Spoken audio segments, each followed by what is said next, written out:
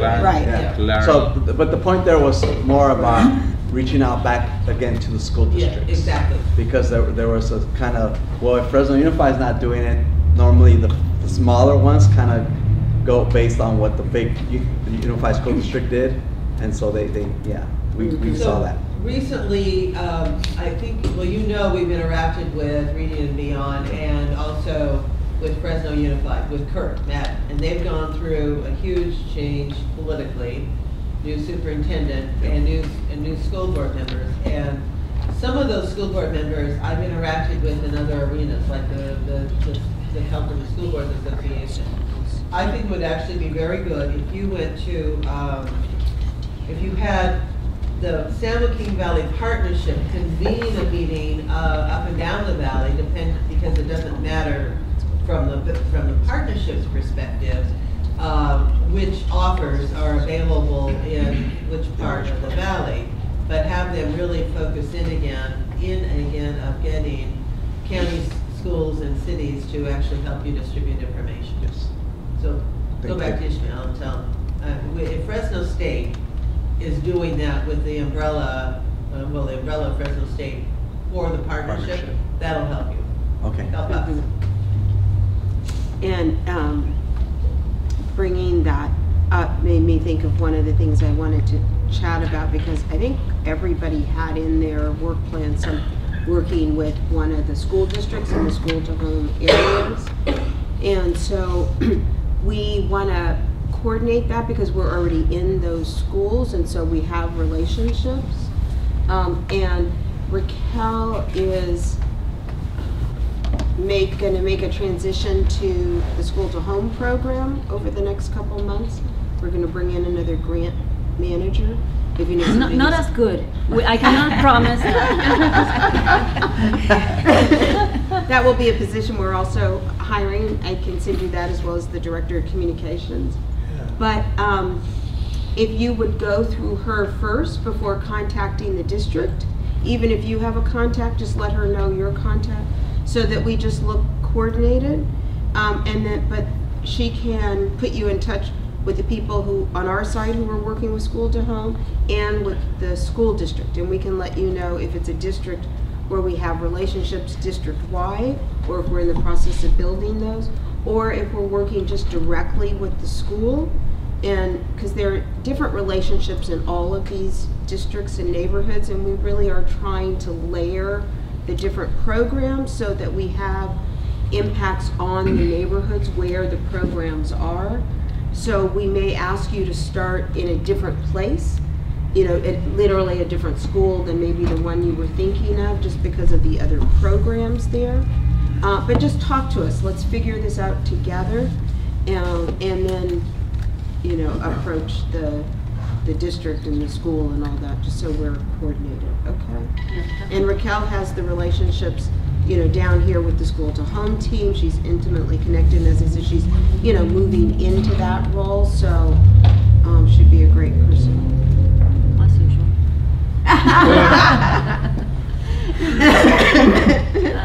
Yes, so I didn't want to stop the flow. We went. Yeah, so we have.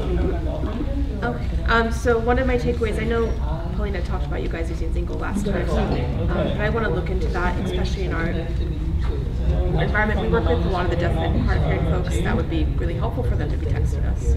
We do have a cell phone, but we don't use it that often. And then also, I liked your buy-sell trade idea on Facebook, rather than the buy-sell trade groups on Facebook, rather than. Say that again. Fresno State suggested going on Facebook rather than paying for Facebook ads to join communities buy-sell trade groups. Oh. Which is free. Right. Session is coming on his phone. Thank you, Nicole. Sylvia. Oh, I had gone.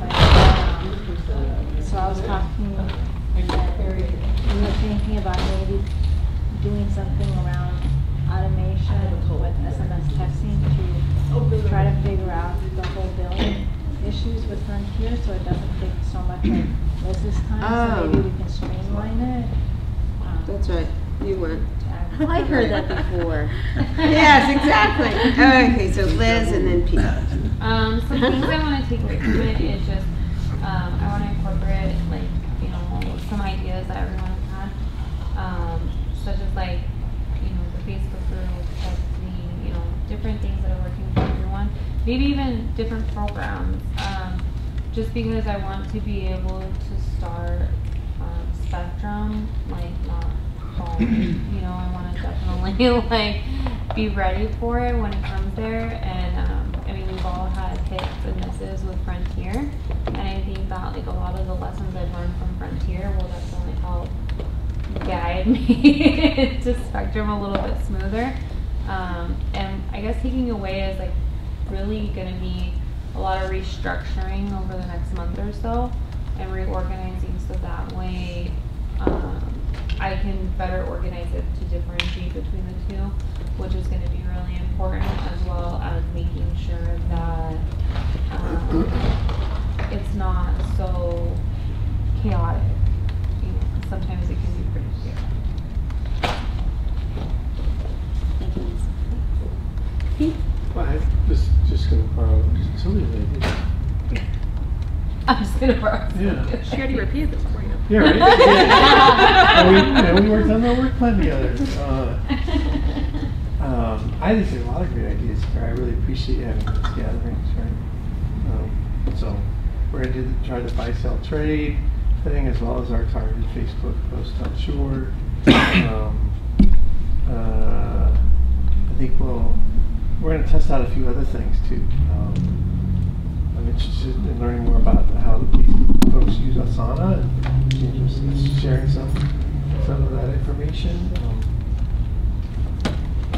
And I think that's it. I mean, I don't have anything to say that someone hasn't said already. Okay. What I'd like to do, and you can figure out, you can have one or more people participate, I put together a call with the agency that's doing the advertising and have them present to you the different themes they're looking at and get your reactions to them. And we can talk more specifically about timing. I'll let them know your feedback about, you know, maybe January, February is not the best in terms of timing, you know, or March. And then, so I don't know if we will be able to get that together for next week, but we'll try and do it before we go out for the holidays. But if not, we'll do it first, we'll schedule it for that first week back so they can really get the input and do something with it, if that's okay. And please feel free to invite your colleagues if Yes. they are more into the promoting. Right. Whoever the you want to offers have or- on it will be fine. Mhm. Who can you do web, I don't know what the right word is, but can you do it so you can see what's on the screen? Yeah. Because I think that would be the best way to go. Then you can, Sure. we're all looking at the same thing, because they're supposed to do picture boards, storyboards. Mm-hmm. And so by then, that will probably be ready. Okay. Okay, so we'll do that, and I know we have a whole host of things that we're gonna follow up on. I don't know if you were gonna run through those, Raquel or Gladys, things we're gonna follow up on. Gladys is looking at them, and then we can vote.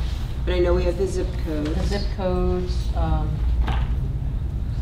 setting up internal systems to distinguish between Frontier and Charter or Spectrum.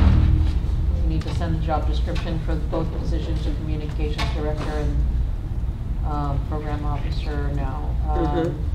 Outreach between or after the holidays in February on, hold on. Timing. Let's see. I'm sending the job description for communications director. Yeah, got that one. Utility strategies being pursued. Oh, to communicate with CETF if you're going to do that as well, so that you can coordinate. There were some questions about the cost of Asana and Zingle and so on. So. Right, and we're going to go through those at the next Frontier meeting. Oh, that would be the last item, how we're going to coordinate the learning community meetings. And then, so when our next meeting will be. And also, can we send out, I don't know if you guys can send out the shared sheet for us to put in the phone number and where the location was from for charter, fast track, whatever we're going to call them, but it's the pre-qualified line, basically. Right, the pre-qualified numbers for charter, Yeah. we want to send those out. We'll do it to Just the see whole if there are Frontier more than list. one, and Right, just have all of us have access to them. yeah. Anything else? For Follow us? up to see, this is before we broke, follow up to see how the approaches we discussed this morning that each of you talked about in your work plans, how they're bearing out. And that's it. Okay, so real quickly, and then we'll break so we can get set up, the next group's coming in. We, obviously have these 2 learning communities going, but we don't want to totally duplicate everybody's time and the content. So what I'd like to propose is that we, many of you have to come in the night before, or can if you come in, and we can meet like 3 to 5 the night before. And then with just this group, and then the next morning we start, early with the Frontier group. So would that work? Especially for people that are driving here from or flying here, that would make You're more already sense. coming the night before or the day before. Is that Fresno? Does that work for you? Yeah, sure. Okay. Okay. So we'll do that. So we have some time just to talk about this stuff, and to talk about, like I said, your projects are larger and can have more scale than the full Frontier piece. Is the next Frontier meeting gonna be? Raquel, did we send that date out for the next February 23rd. 23rd. And where is that? It will be at the endowment, the California Endowment. So we'll get you the address. It's the location you went to the very first time you came, but we were here. Yeah. And I was waiting for a frown to go over your Never face. forget that one. Right. This time you can stay. Oh my gosh. How can many take the miles train did in. I walk that day? Did you walk? Yeah, we Yes. went to the California Endowment first because that's where we thought it was, and we had taken the Metro link. Yeah. Oh my gosh! And then there was all this construction and everything, and let me tell you, we walked like 10 miles to get here. By the time we got here, we were like, what, an hour late? Happy hour. And we were like, seriously, sweating buckets, like, I mean, it was horrible. And some of these streets, in case you didn't notice, they go like that. And they're very hard to walk up. And down. But now you can get off the Metrolink and just walk a block. So February 23rd, That's what but they we told us. made it. It was so funny. Last time they were like, oh, it's like, you get off the Metrolink and you really walk like 2 blocks, and we were all excited. 10 miles later, we were like, But we had lots of drinking. we did. Stuff We here came for in you. like, like Yeah. lost dogs, dying of thirst. Sunny? So does that mean you're going to do the afternoon of the 22nd and the 23rd? That's what I. Yes. Okay, so it'll be Thursday the 22nd Yes. and then Friday the 23rd. Okay, Yes. I just needed to make sure. We are actually going to spend that week. We're doing our full-scale School to Home Leadership Academy at LA Downtown and this location too. Okay. Yes, But and at so the we end may down, borrow okay. a room from over there. Yeah. Yes. Okay. Okay. Yeah. So just So wanted we'll get back to you clarify. on the location for the 22nd, but it will be the 22nd and the 23rd. Third, And the right. 23rd is at the endowment. Yes. Okay. Okay. And then I thought you might want to, before we break, we should explain the forum that we're doing next, because everybody has to stay, but everybody can introduce themselves before we're taping. Did you want to do that? So our guests from USC know who all you are. Are we going to introduce everybody in the afternoon? Right. There's more people coming. Yeah, there are more people coming, so they we'll would all introduce need to everybody. do that then. Okay. Yeah. Okay. Okay. All right. And we have to move the table. Yeah, so how do you want the tables? As long as they clear These are our the grantees. podium, Our new we just need to do a parting of the red Starting seat. with charter. So, I'm sorry, I Oh, we just also didn't have. We just need to clear a pathway. So for we the should just put camera. them back like Yeah, they were? yeah. Okay. They're just starting. Yeah, exactly. No. When we say that. Someone else from IT is gonna be here. That's right. Grant writer will be- Someone from our office was, your office was trying to get us together, so we should still do that if you're up for it. Yeah, definitely. Have your contact. Yeah, I think there's an email I responded to earlier. Definitely send the contact over. Okay, sounds good. Thank you. That you will be able to put information to some of the outreach stuff. You live here? I live in South Pasadena, yeah. Okay. So it's about Not too far. that way. Yeah, not too far. I grew up in Seal Beach. So you're based in Long Beach or you're based out here? Based in, I live in Long Beach. Okay, Yeah. yeah. Nice. Yeah, it's getting better every year. Yeah. Crazy amount of investment going in there right now. Yeah. Oh, yeah, I don't remember. So, do they not want any tables, or they just don't want a person sitting here?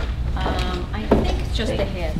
Yeah, we just need to make sure it's clear of the Okay, shop. so we can leave the So- table here. Yes, but yes. I just got a text from Nayeli, and I haven't responded yet. She said she talked to you.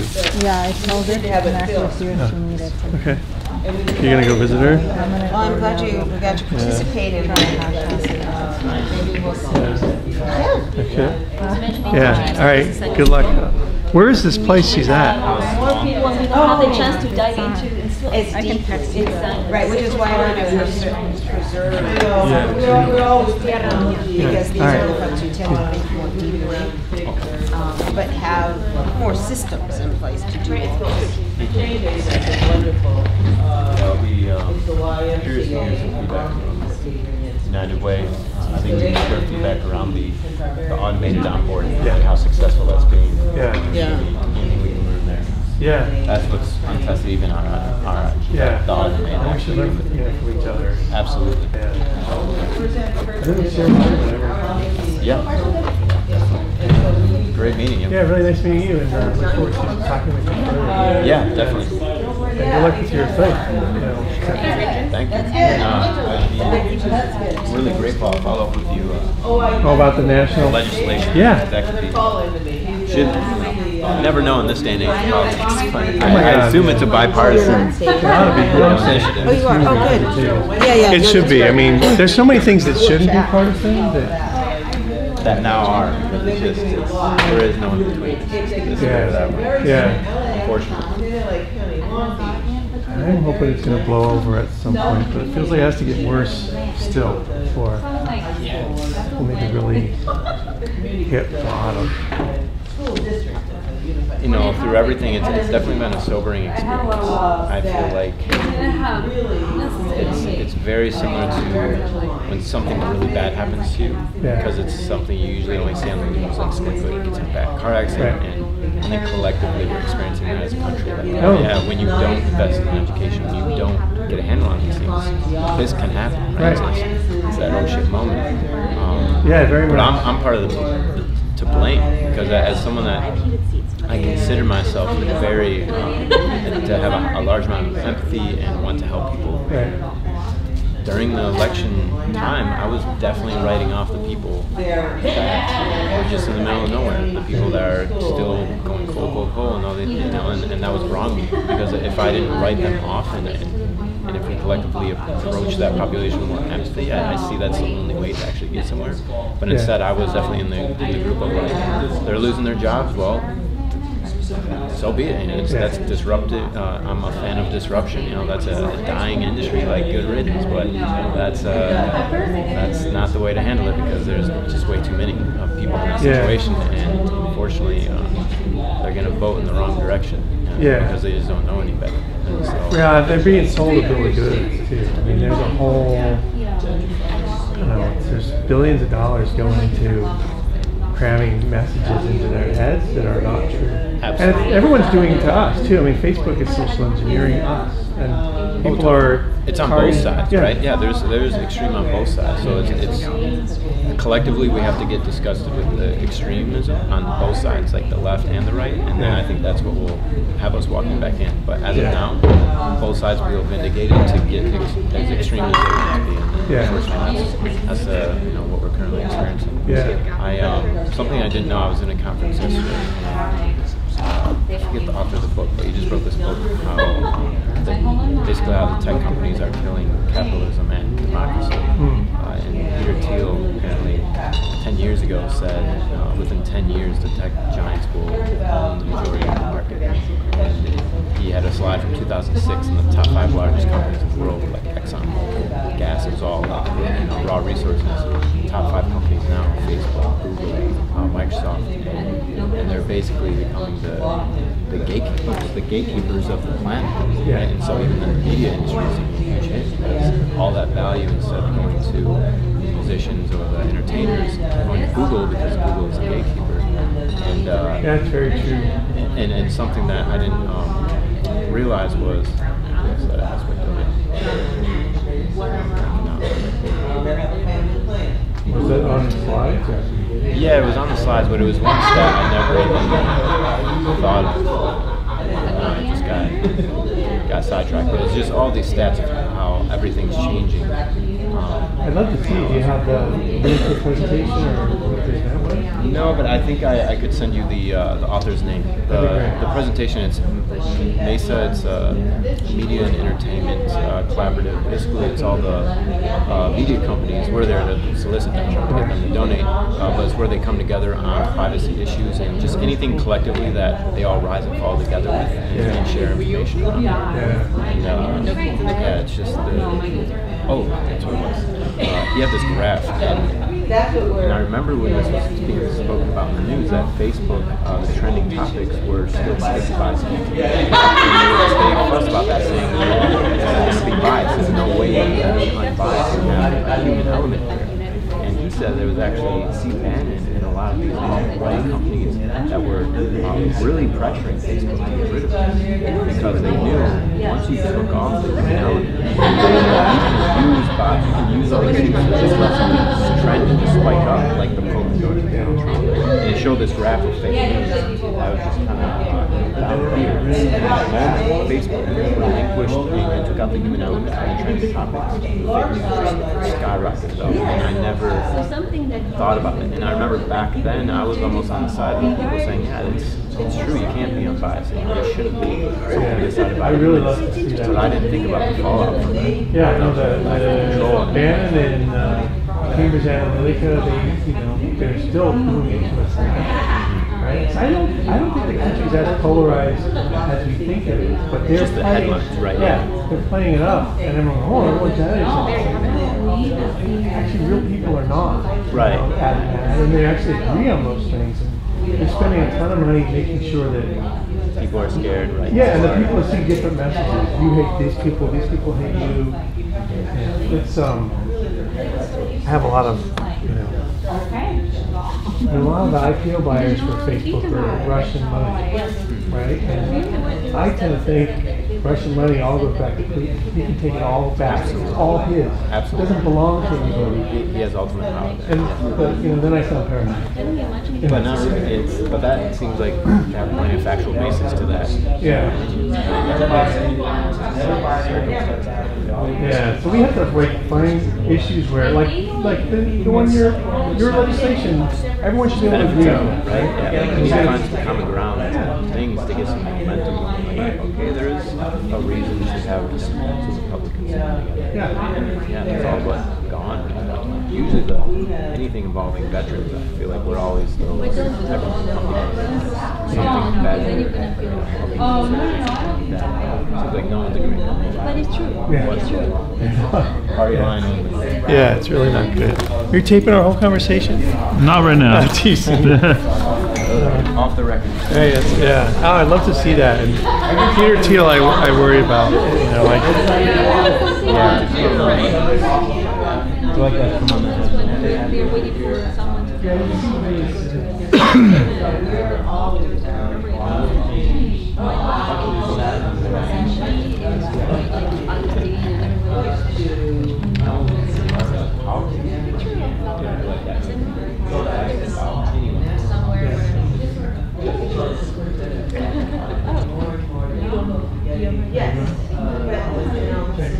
So she went back. She went back with her old terms. She went to a full-time job. So she was doing less hours. Maybe 2 days a week.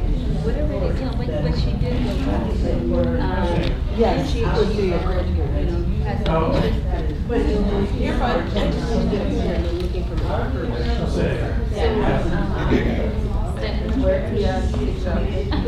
It's wherever my jacket is.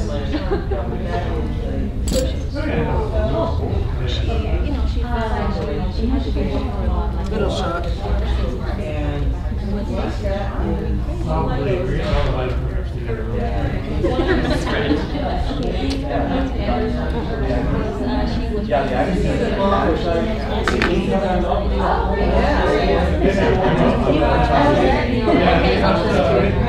So I'm telling you. So my friends are like, Oh, hi, good time. You know, yeah, but it's really true.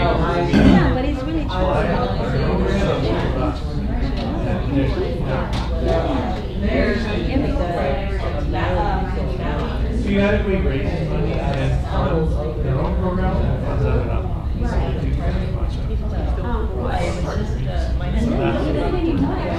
I have a lot of yeah. I'm like, downtown LA. and then they're like, will someone? You should have wondered about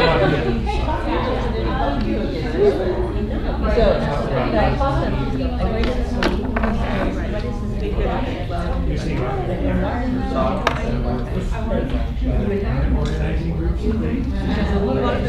They know that you can do that. And you know what I heard?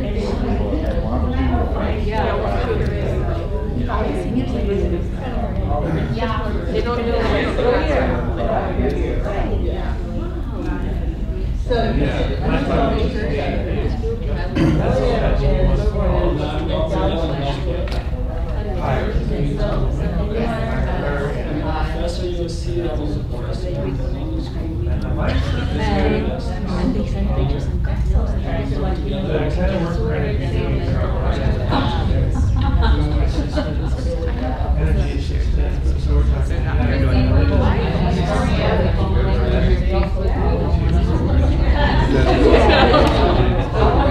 When they're saying, when they're they live together, right? So they're like,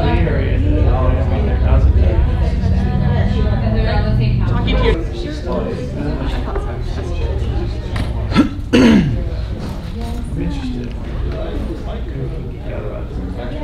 I'm interested.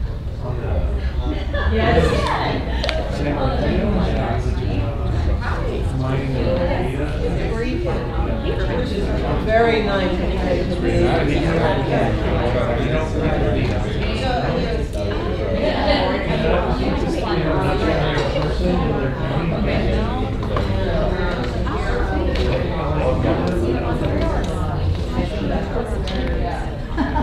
Where do you start?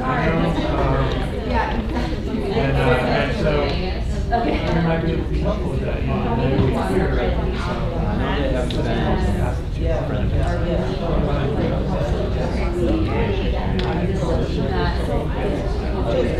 Yeah, that'd be good. Even with them. I mean, working with them. Yeah.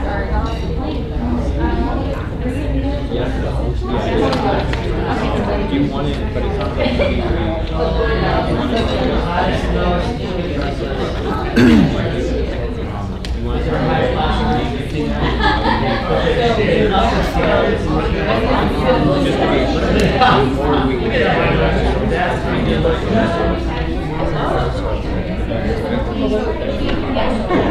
especially my daughter.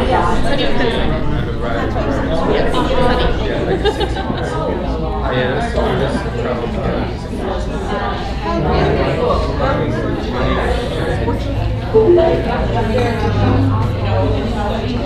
So it's marine science.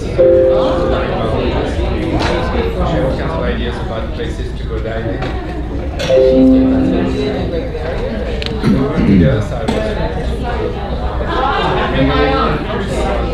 west coast.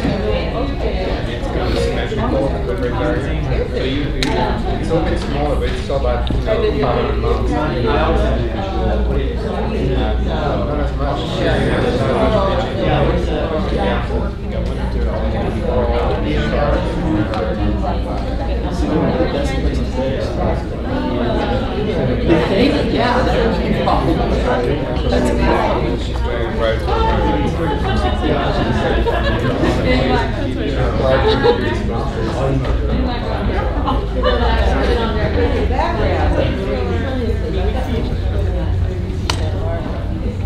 Yeah, well,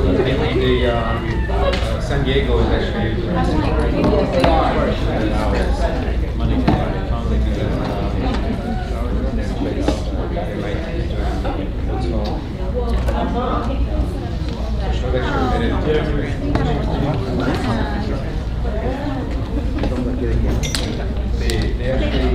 they have one of the only aquarium in the US.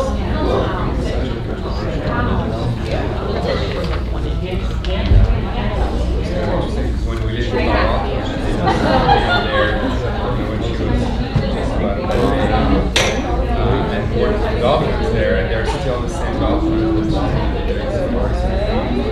Yeah. Very safe, yeah.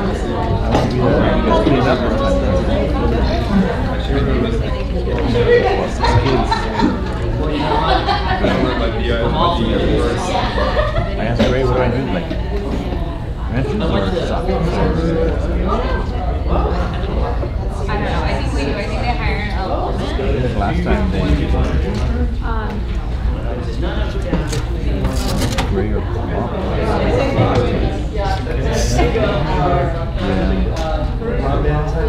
yeah, it looks like in my little bobbing hat. So they did make a choice. Yeah, they did hire them. What are they going to do? Training today, they're awesome. Buy like smaller? Tomorrow morning. There's two there than it's really expensive. Yeah.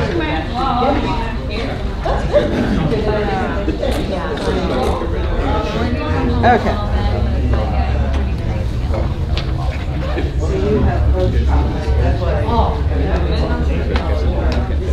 That's success. That's the kickoff. Mike, you must not have much to do in your life. Keep showing up at our operation. Mike, I love it. I want to thank you for showing up because I had that person. Thank you so much. Thank you, Sally.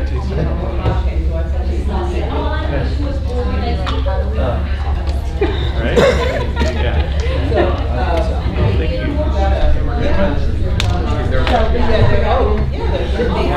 There's only one left. My God. First line. So.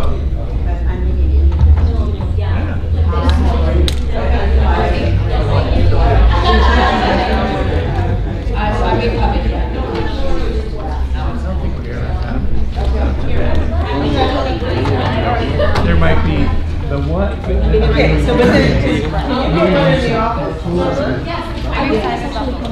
Honestly, did you know to bring them? Okay, connect with them. I'm gonna be like the one that. That's perfect. People are coming in, but they're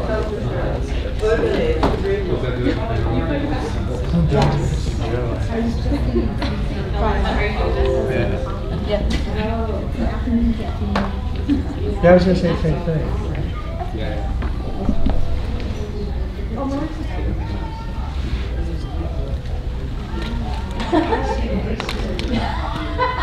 Once you realize you're saying you're smart.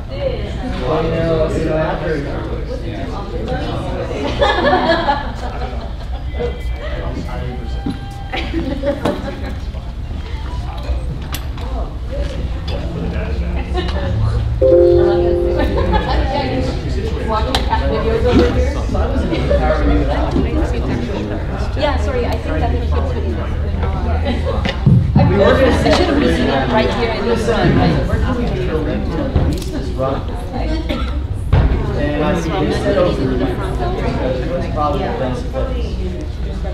So that's just your second migration. Let me just ask you, excuse me, we're going to start in just a few minutes, but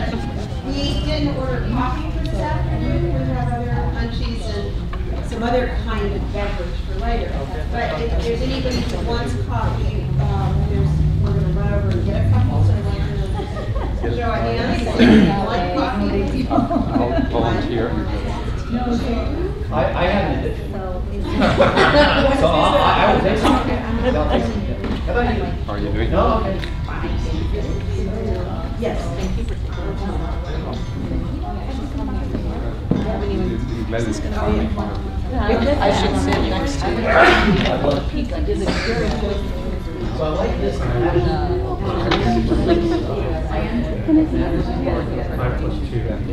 Oh, I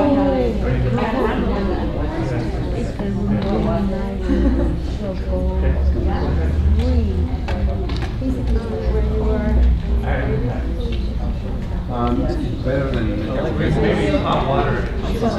Yeah. What kind of tea? You have a particular chai? Oh, just black. Whatever. Thank you. We have to find out. You can see it.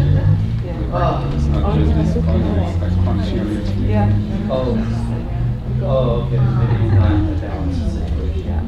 No, it was like the porch. You got a strong set. I walked through, first one you see was like this green colored stone. Yeah. And I walked through it and there was like all these steps. When I walked up, what's going on?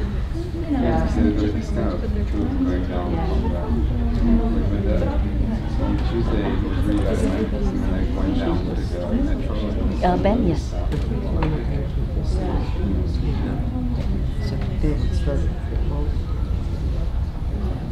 No. We're just doing abductions. Yeah. So what are you doing? Yeah, I know. What am I doing in LA? Oh, this morning.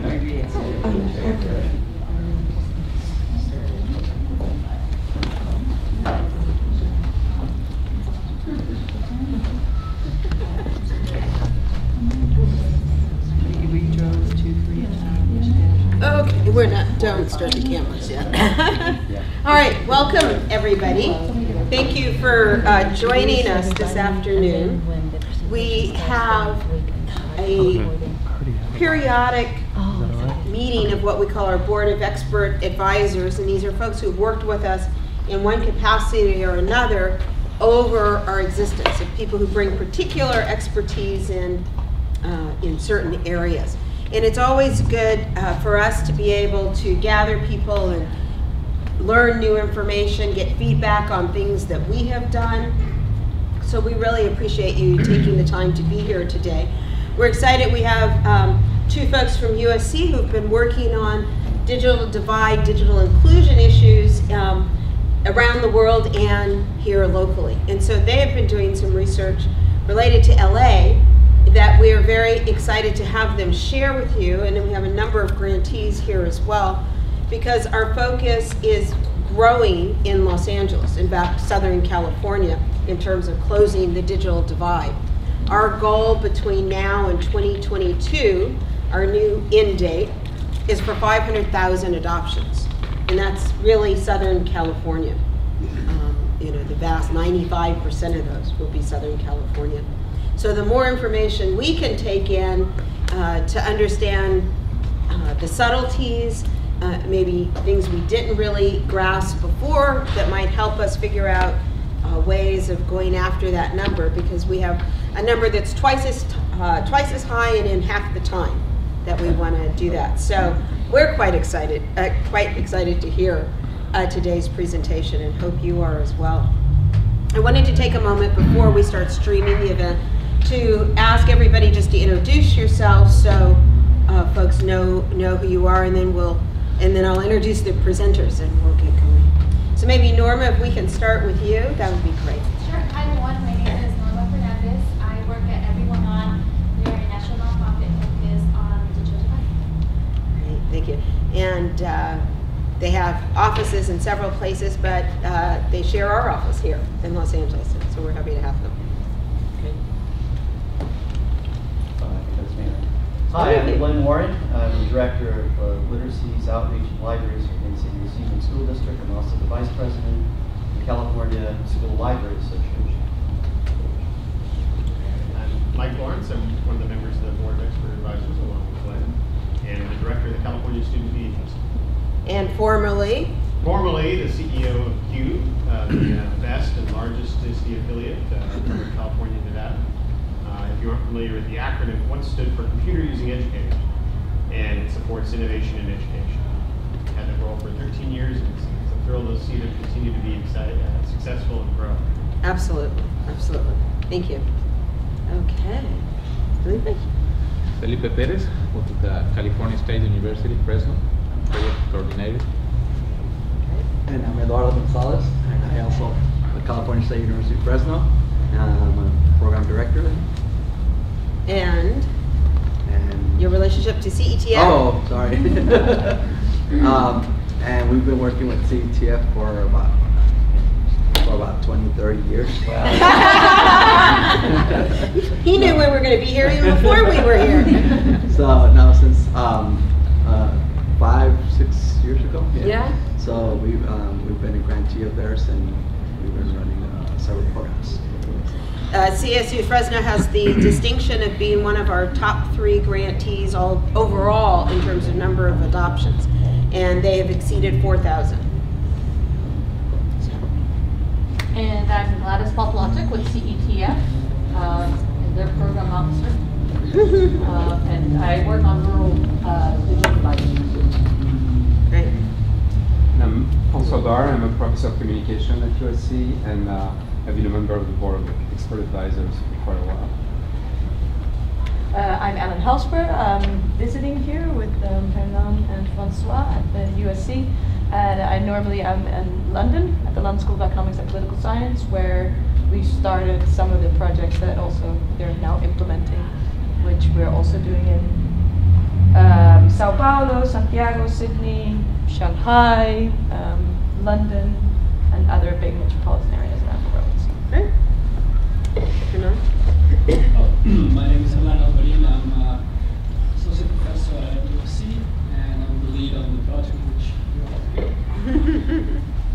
I'm Sunny McPeak with the California Emerging Technology Fund. Raquel Sinat with CETF, and I think I'm from the same place that you come from originally.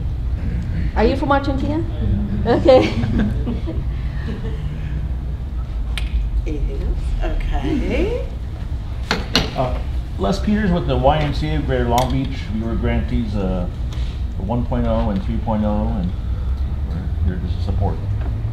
Great. And do you want to mention the streaming real quick and introduce Ben? Oh, okay. And so we have a social enterprise business called Change Agent Productions, and so it's one of our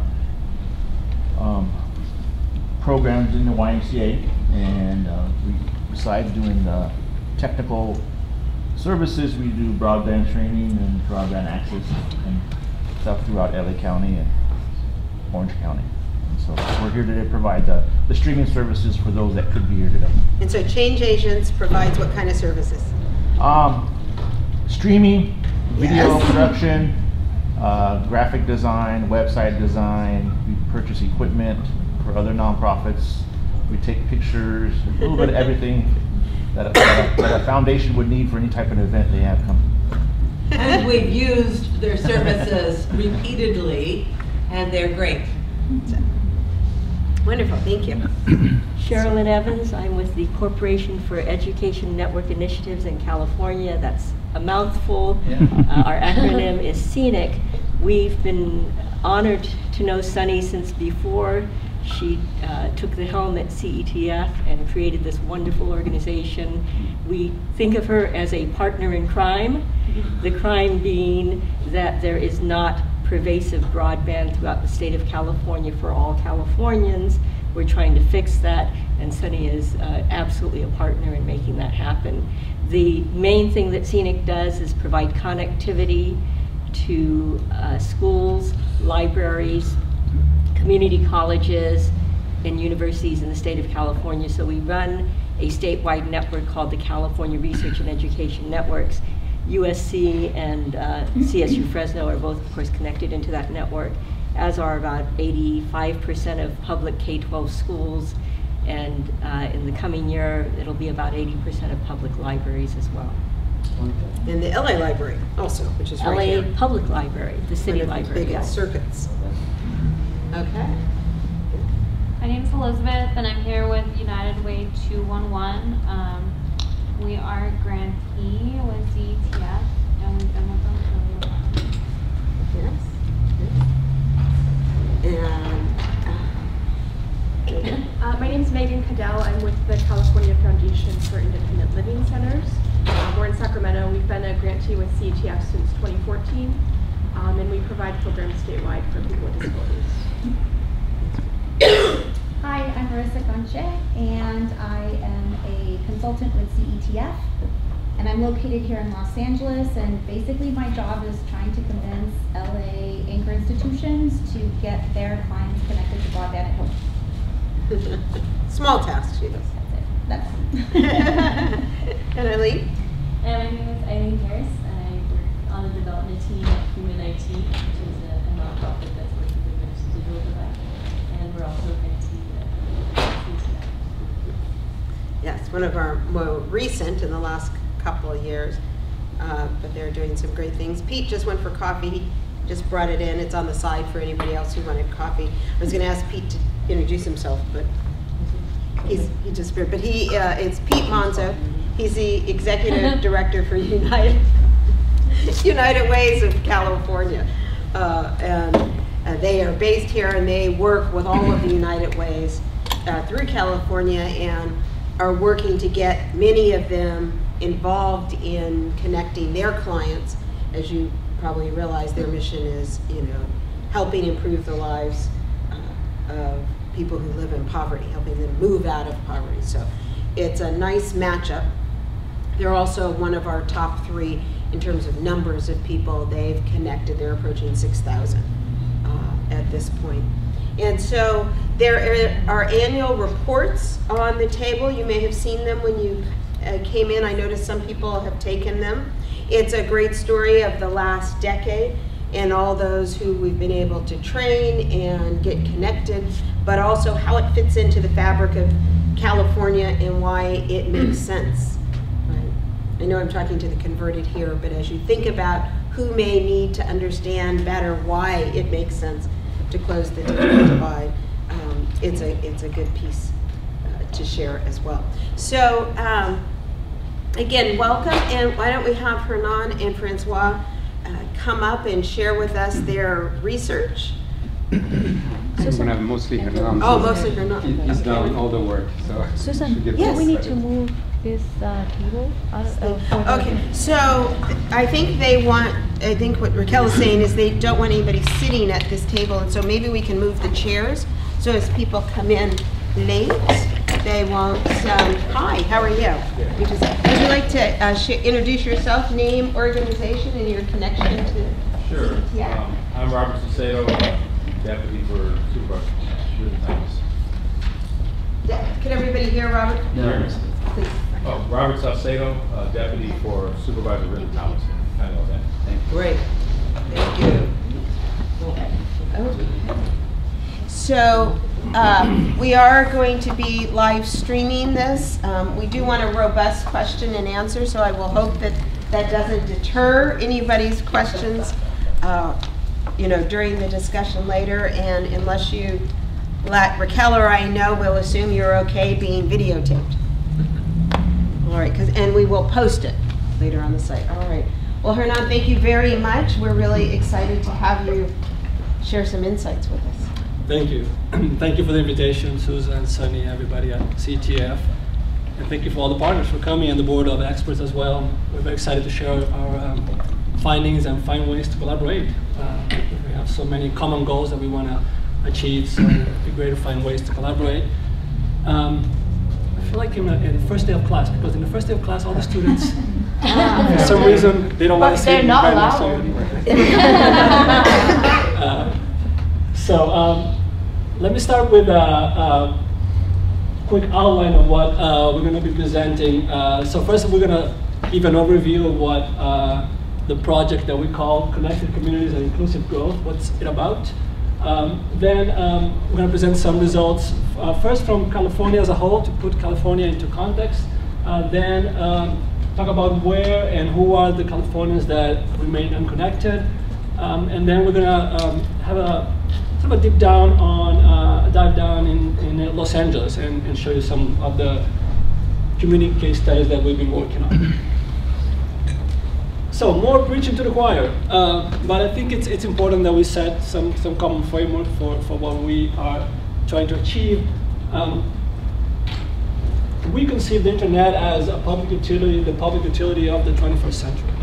The internet, it's like electricity and the roads in the 20th century. Without internet, we will not achieve the goals of improving education, of creating more jobs, of reducing inequality, all those goals that we share for communities in California and around the United States and around the world. These will not happen without robust, open, and affordable internet. So that's our main goal for the project. How do we support this common goal?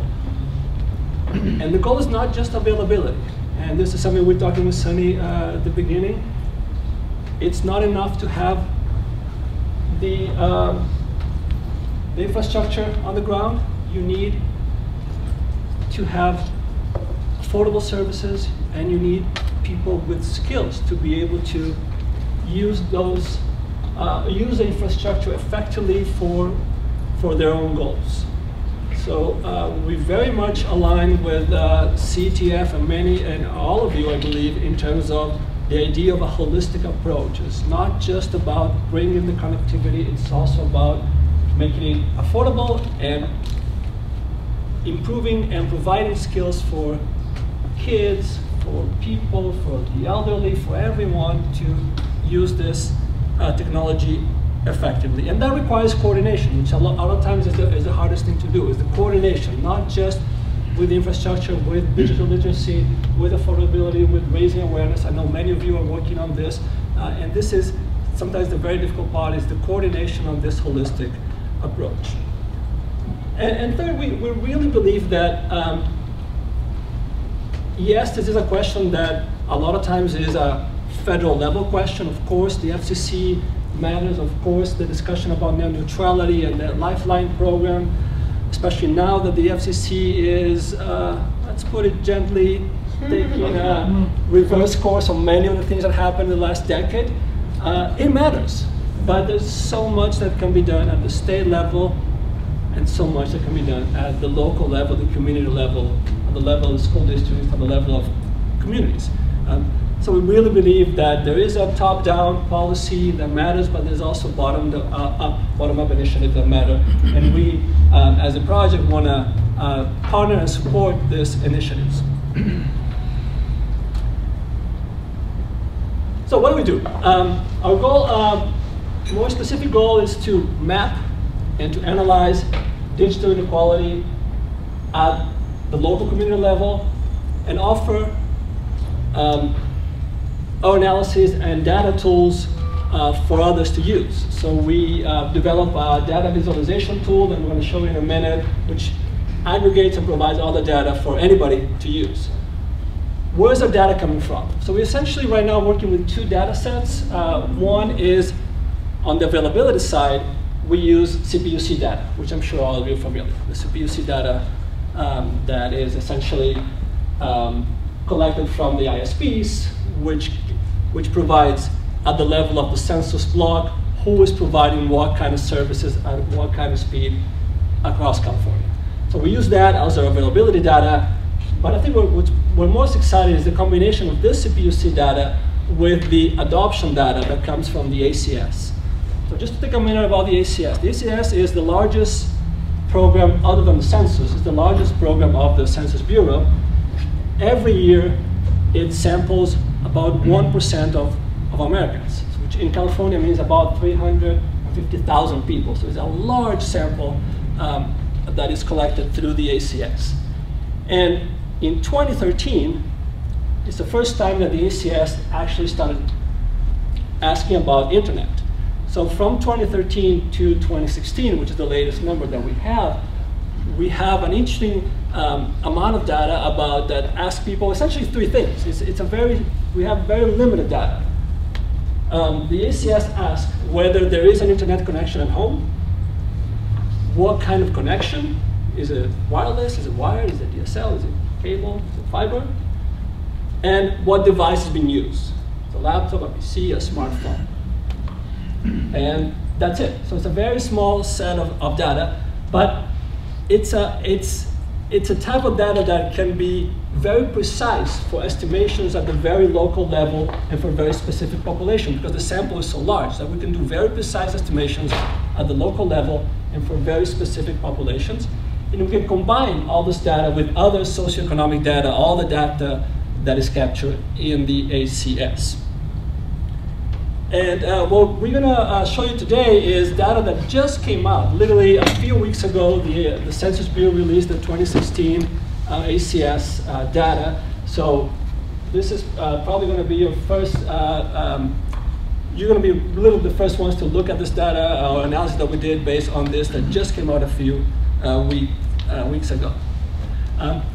We also, as Ellen mentioned, we are also working with partners in London, in Shanghai, in Brazil, in Sao Paulo, and many other cities which are facing the same issues of digital inequality, the same issues of how do we provide this infrastructure, space infrastructure. So it's also interesting because we can have all these comparisons for the challenges that not only LA and not only California, but many other cities and countries are engaged.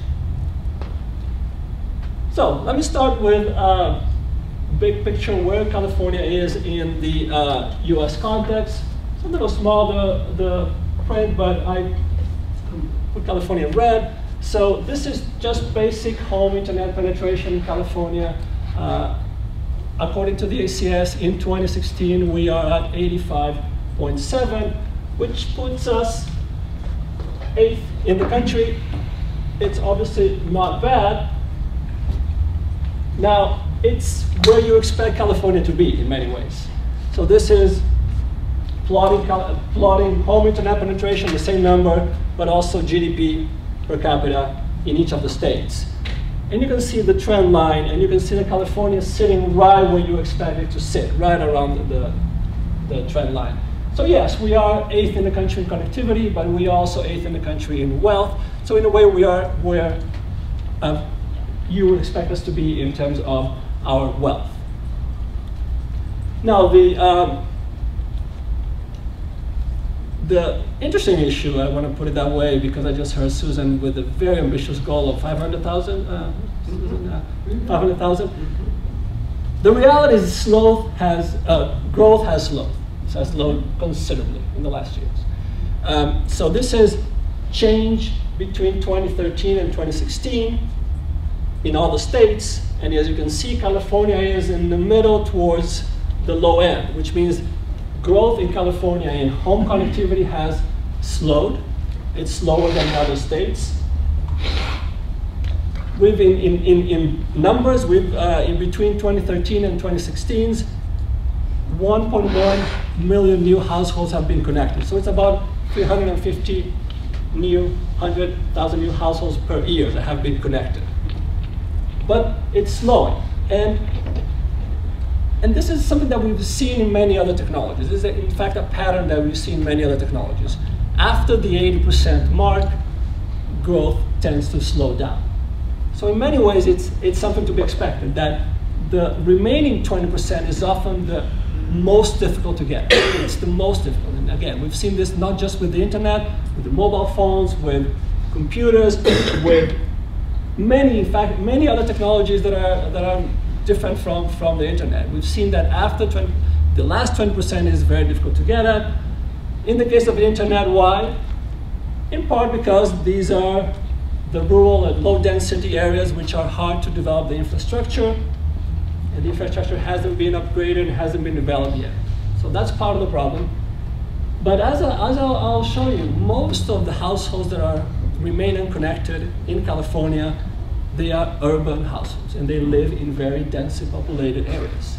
So yes, we have a problem we still have challenges in the rural and low density areas, but in the big picture, the real problem is actually right here, right around urban areas like Los Angeles. So, where are the unconnected Californians and who are they? So this is the map. And let me just take a minute to talk about a small but important technicality. What is a puma? So it's not an animal. It's a puma is how the census office presents this results. They're presented by puma. So pumas are areas that are at least 100,000 people that are nested within states. They tend to be nested within counties, but not always, because some counties are too small. They're not 100,000, so some pumas are more than just one county. But they tend to be nested in counties and in states. And California has has 265 pumas in California. So here, what I'm showing to you is the rate of internet adoption by pumas in California. And you can see the scale where you go from 60s and low 70s in the light blue areas to the 90s in the dark blue areas. Probably no surprises here, right? Probably no surprises. You have low connectivity areas in the Central Valley. You have low connectivity in the southeast areas. And you have low connectivity in the north part of California. So these are the classic isolated, more rural areas that are more difficult to connect. So these are some of the low connectivity areas that we have in California. Now, if you notice, we also have areas of very light blue within very densely populated areas like Los Angeles, particularly Los Angeles. In fact, the least connected community, defined as a puma, the least connected community in all California is a few miles from here. That's Westmont in South Los Angeles. So it's one of the pumas in South Los Angeles called Westmont. It's the least connected area in the entire California. So these are. So these are the actual numbers that I'm not expecting anybody to be able to read those labels, but the lowest one here, it's LA South Central Westmont. So it's the least connected communities in all California. And in fact, the five, so this is a zoom. So I'm zooming on the bottom 10 of the big graph. This is just the bottom 10 of the long graph. So now you can probably read some of the labels. If not, I can read to you. Here are the 5 least connected communities in all California. Westmont in South Central, Stockton South, East Los Angeles, Coachella and Indo, and then again, South Central Watts. So 4 of the 5 least connected communities in California are urban, dense environments. The only one that you expect, oh yes, this is the typical difficult to connect urban, rural, and slightly isolated area is the Indo-Coachella area. 4 of the 5 are urban, densely populated areas. So this really brings home the point, and illustrates the point that our challenges are not just on the outer edges of the rural areas and the low density areas that are very much around here, particularly around Los Angeles. Los Angeles, 3 of those 5 areas are East Los Angeles and South Central Los Angeles.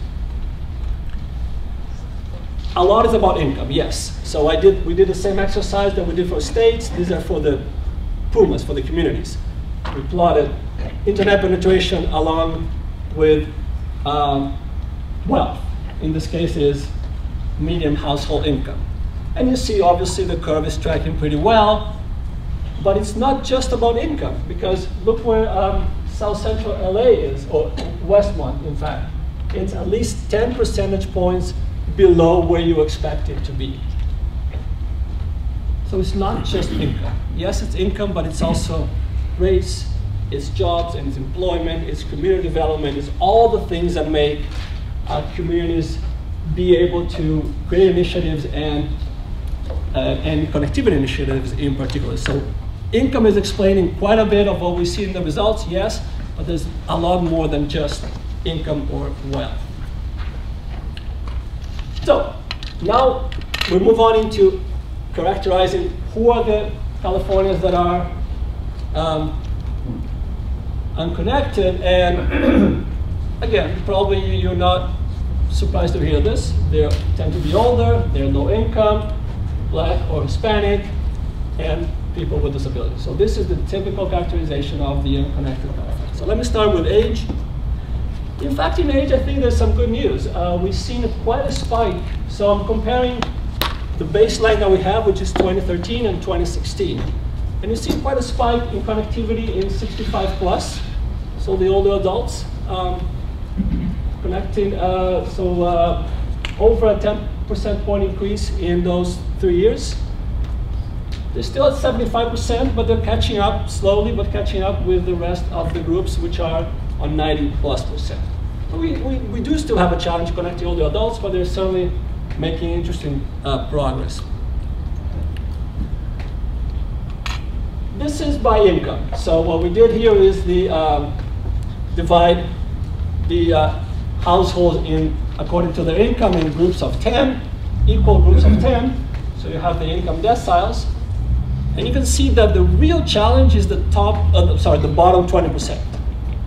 The bottom 20% is where the real problems are in connectivity. You have 58, 70, because in the third you're already up to 80. And in the fourth you're already up to 85, which is the average for California. So this again illustrates the idea that the real challenge is concentrated in the bottom 20% of the poorest households. So this is looking at it in terms of income deciles, that is dividing the population in equal number of groups according to their income. Now if we look at what's called low income, and again this is a point of discussion because it really depends on what you call low income. So we use a quite typical definition, which is used by many agencies in California, which is we consider low income whoever has an income of equal or less than 80% of the median household income. So that's our definition of low income, which is again used by many government agencies in California. There are other definitions. Pew uses 30,000 per year as a national. There's many ways to define this. We use this definition, which again we think is more reasonable for California.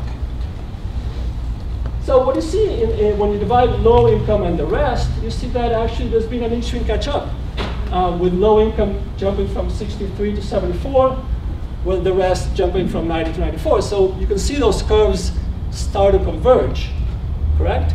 So you see there's a little bit of a catch up happening, which is good news. Now I would argue it is good news, but it's mostly driven by mobile-only households. Is for the most part driven by people signing up to cheap smartphone-based data plans. So these are the mobile-only households by income decile. So again, dividing the population in 10 groups of equal number of people according to their income. And as you can see, about 1 in 4 people in the bottom 20% are mobile-only households. So there's a strong preference for this type of connectivity in the poorest 20%, which again indicates that much of those gains that we've seen in closing the divide between low income and the rest have to do with the big jump in mobile-only households. In fact, when you simply calculate what this represents in terms of the overall connectivity of this group, in the bottom 10%, almost half of the households that are connected are mobile only. So again, strong preference for this type of plans among this poorest population. And you know, we get into the discussion, or rather, we could get into the discussion of whether mobile and wired are substitutes or they're complements.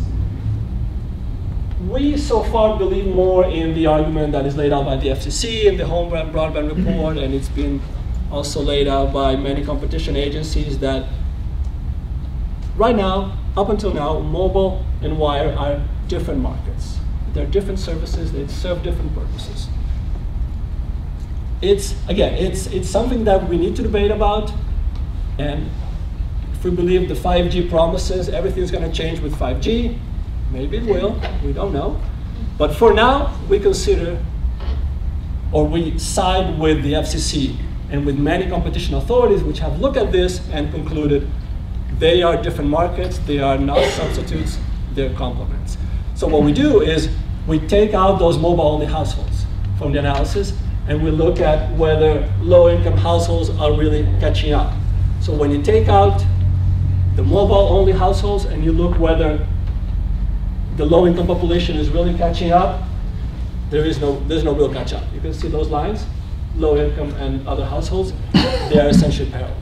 Which means that once you take out the mobile-only households, you really don't see convergence between the low-income population and the rest of the population, as you see when you include those mobile-only households. And there's many examples of this, but I just want to mention a story that was printed in one of the Long Beach newspapers. Long Beach did a great series of stories which featured Sunny, our work as well, working on what it means for Long Beach in terms of the digital divide and some of the implications. And they really, I think they really got it right when they focused not so much on the digital divide, but on the outcomes, on what happens when you don't have connectivity. And one of the leads on one story was a story about a family, a Latino family, that was wanted to apply for Section 8 housing. And they knew that day was the first day that you could apply, but all the applications had to be online. And they didn't have a computer at home, so they went to the library, but they had to wait until the library opened, which was before the opening of the actual application time.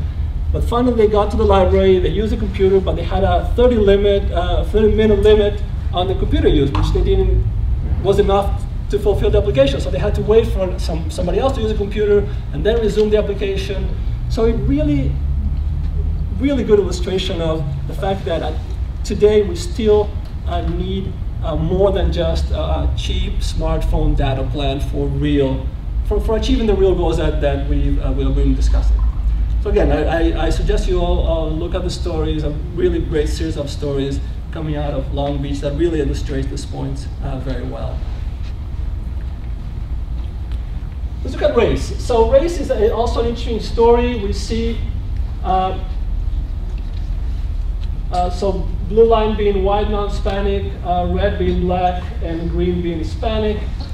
So you see interesting catch-up among Hispanic population, but not so much, in fact, not at all with the black population. So we see interesting different dynamics happening in terms of race.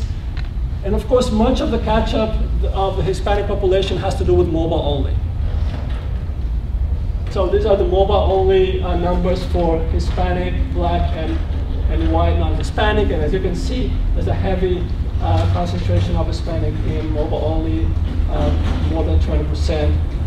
So much of this catch-up, the same story as the low income. Much of the catch-up that Hispanics we're observing on Hispanics is due to mobile only plans. And last, we'll just have a quick slide on disabilities. We look at disability, and you see that the lines are running parallel between people with disabilities and the rest of the population. But there's been an interesting jump from 67 to 79, so an interesting jump in the population with disabilities. This is something that we haven't looked very carefully, but we are very interested in working with some of the partners here in looking at this specific population. So just to conclude, let me just give you a quick overview of some of the case studies we're looking in Los Angeles, and let me show you the tool. So this is how our tool looks online, and there's all of you that have a computer and connected, you can go into this URL. It's tiny.cc/broadbandla. That should take you to this visualization tool. And on the right, you have all of the different layers of the tool. You can look at, this is the internet home adoption, but you can look at computers, computer ownership, smartphone ownership. You can look at poverty rates. You can look at education. You can look at all the indicators that are in the ACS. And you can combine them in different ways. So just to give you a snapshot of what it looks like, and please give us some feedback. We are always trying to improve this tool. So some of the cases that we are more interested in looking at, of course, one is South LA, because it's the least connected community in California. And the interesting thing in South LA is it's really not just about one factor, it's what we call the intersectionality of factors. It's a combination of factors. It's a high poverty area, it's mostly racial minorities, high incidence of disability, so you have this perfect storm of all the factors that make connectivity challenging in South LA. So we're trying to find partnerships and working with in this area, because again, it's the area that's most facing the challenges in North California. We also, one of our students is actually working on Boyle Heights. One of our students has particular interest in Boyle Heights. It's a very interesting neighborhood. It's also one of the least connected. It's part of East LA, literally just a few blocks from here. It's a little bit higher, the connectivity rates, but the interesting thing in Boyle Heights is you have a combination as well of a lot of non-English speaking households. So our students really interested in looking at what happens when you have not only poverty and minorities and disability, but also a very high number of non-English speaking households. So one of the students is taking a deep dive on in East LA. So I want to open up our questions, but just quickly, what are our next steps in this project? First, of course, continue to update the analysis and visualization tool as the new data comes along. So as new data becomes available, we're really hoping to have the new CPUC numbers soon that we can combine with the ACS numbers that we already have for 2016. So every time we're trying to update and keep our tool updated. We also want to partner with local organizations, perhaps some of you, because we really want to do community case studies. The nice thing about our data is not just look at California, and not just look at the counties. You can look at specific communities. You can look at Long Beach, you can look at Boyle Heights, you can look at whatever community. We have the ability to really dig deeper into data and have a diagnosis of what is the connectivity situation, what are the challenges, what are the needs in each local community. We're also excited about developing case studies of not communities, but specific populations. As I mentioned, one of them is people with disabilities. And we also put on a grant that's, I think it's probably one of, if we get it, I'm a little bit ambivalent, I should say, because I really want to get this grant, but at the same time, I know it's going to be so challenging, is understanding internet access and use among the homeless, which is in LA, which is a community in itself. We're talking about 60,000 people. So it's almost a Puma. It's our community itself. But so challenging to study, but at the same time, so interesting. All of you that work in libraries, for example, have seen how the homeless are using the library facilities for connectivity. We want to understand that. We want to understand what are they doing. What is this creating opportunities to have more access to services, to transition out of homelessness. So we're very excited about this work. And in general, we want to engage with more partners, with policymakers, community partners, to help them to provide data, to provide evaluation tools, monitoring tools, to help better design, better target all the initiatives that are happening in California. Well, thank you, open for questions. And these are emails, mine and Francois. We have, again, Helen, who is doing very similar work in London and other countries. And that's the address of our general project. Right. Thank you.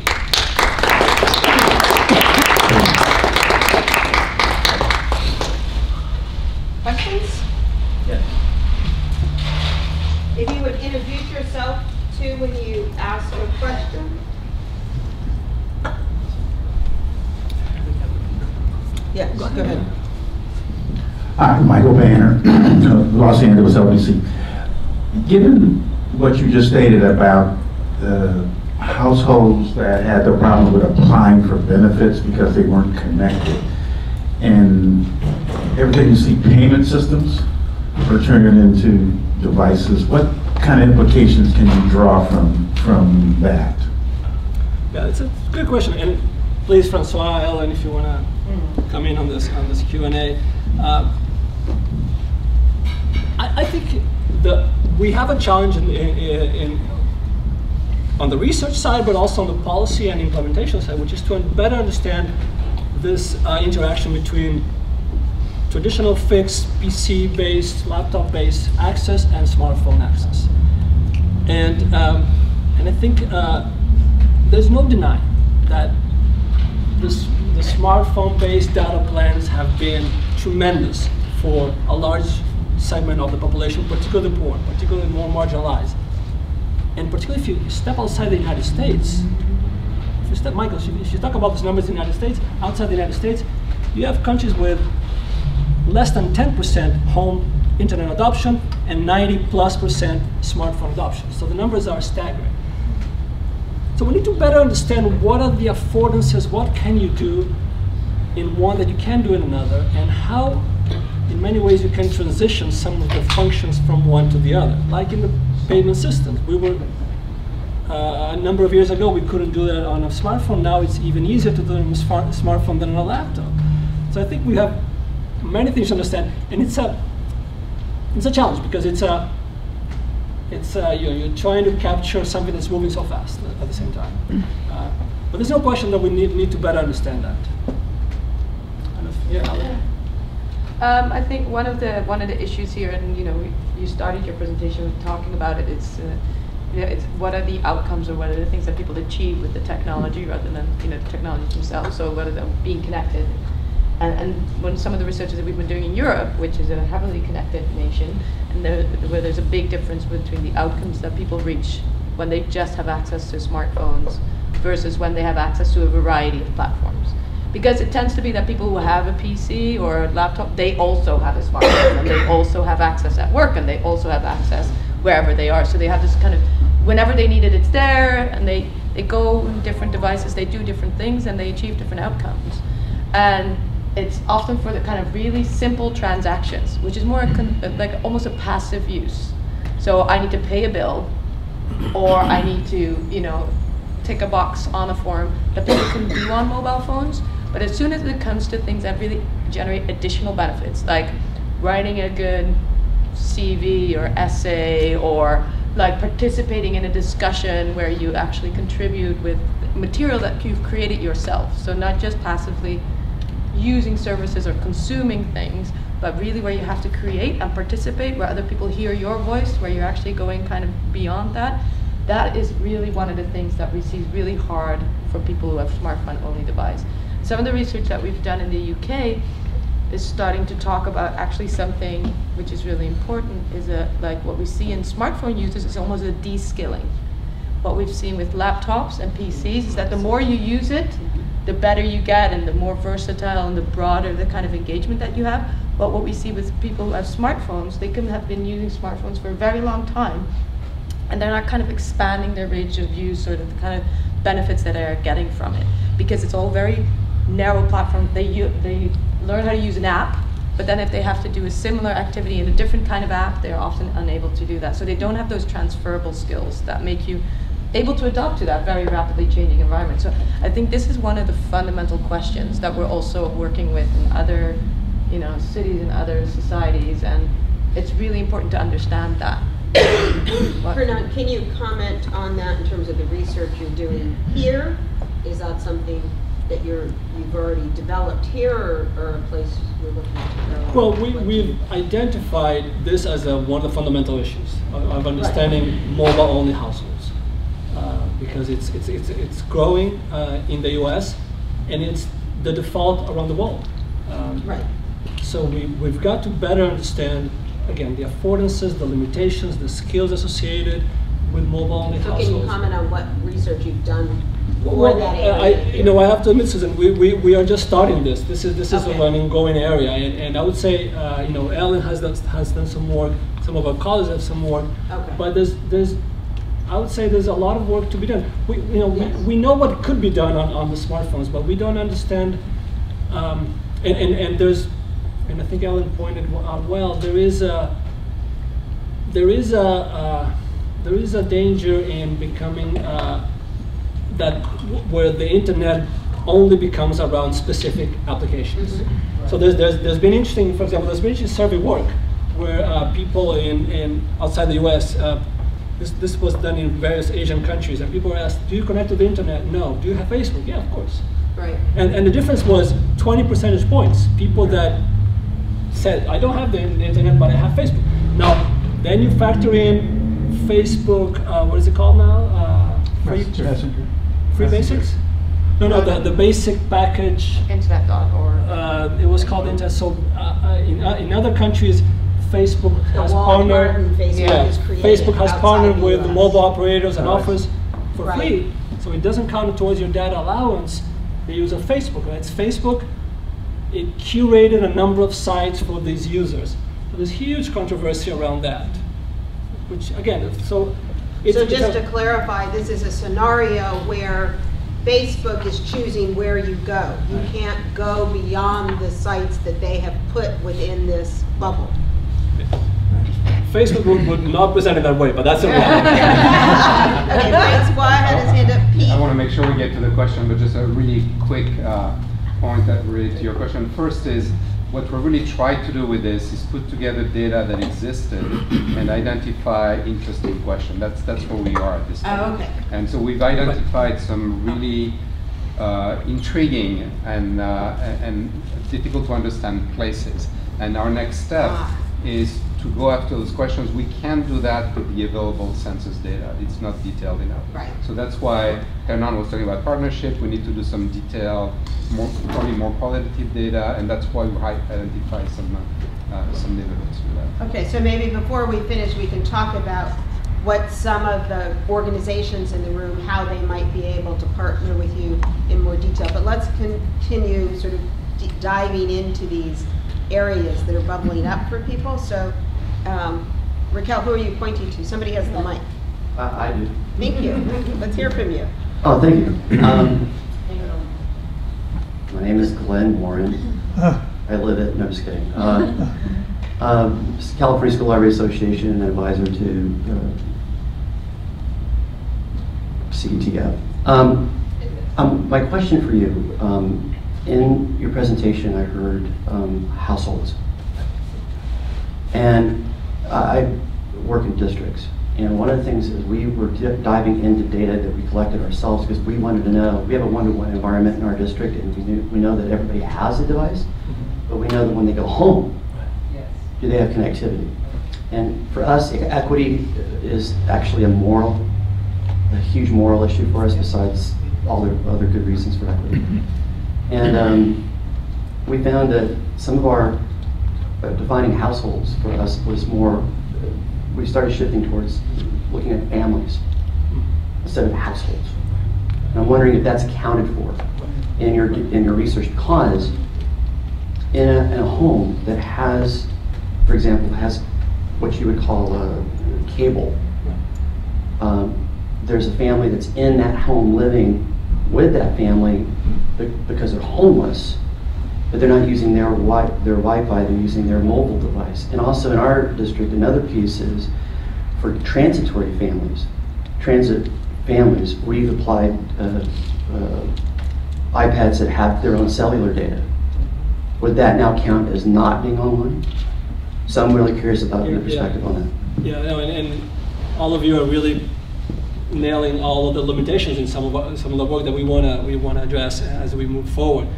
So that's one of the limitations. We work with a data set that we both have households and individuals, but the main unit of analysis really for the census purpose is the household, which is our limitation. So we want to move into the direction. Let me just show an example. For example, if you ask me the one about the elderly connecting, which is this number here, right? So this would say, oh, 75% of the older adults in California are connected to the internet. That's actually not true. What this says is 75.8 of the elderly in California live in households where there is internet connectivity. Whether they're using it or not, we don't know. And if you ask me, I don't believe it's 75%. I think it's much lower. Well, I've seen them on Facebook. It's killing me, man. Can we lower that number? So we have that challenge is how do we go beyond what we have in existing data sets? So far, as Francois pointed out, so far we've collected all we could in data set, and now our next phase is now, what are the things that we want to know more? We want to know more about elder adults. Are they really 75% connected? I don't believe it's fair, but I'd love to be proven wrong. So again, we're working with what already existed, with limited resources, with limited data sets. As we move forward, we want to identify interesting questions, and how do we, of course, how do we fund this research, how do we apply for grants, and how do we partner with organizations that want to tackle specific questions. Okay, so we have Pete, then we have Sonia, and then we have Mark. Do you have any other hands? Robin, sorry. Hi, I'm Pete Monzo. I'm with United Ways of California. And this might be jumping to the end where you want to talk about ways that we might partner with you. But just an observation. And so we do a study of the cost of meeting basic needs in every Puma in the state. We did it 2 years ago. We're doing it again this year, so it'll be released in the fall. It maps perfectly onto this, right? 8 of the lowest income, highest stressed economically Pumas in the state are in LA County, right? So which matches up with your 4 that they're almost, I'm sure they're the same, right? So we'll be happy to share our data with you. But we've done text-based surveys because we do VITA outreach, so we connect with families to free tax prep, trying to connect with their income tax credits, so we have mobile numbers.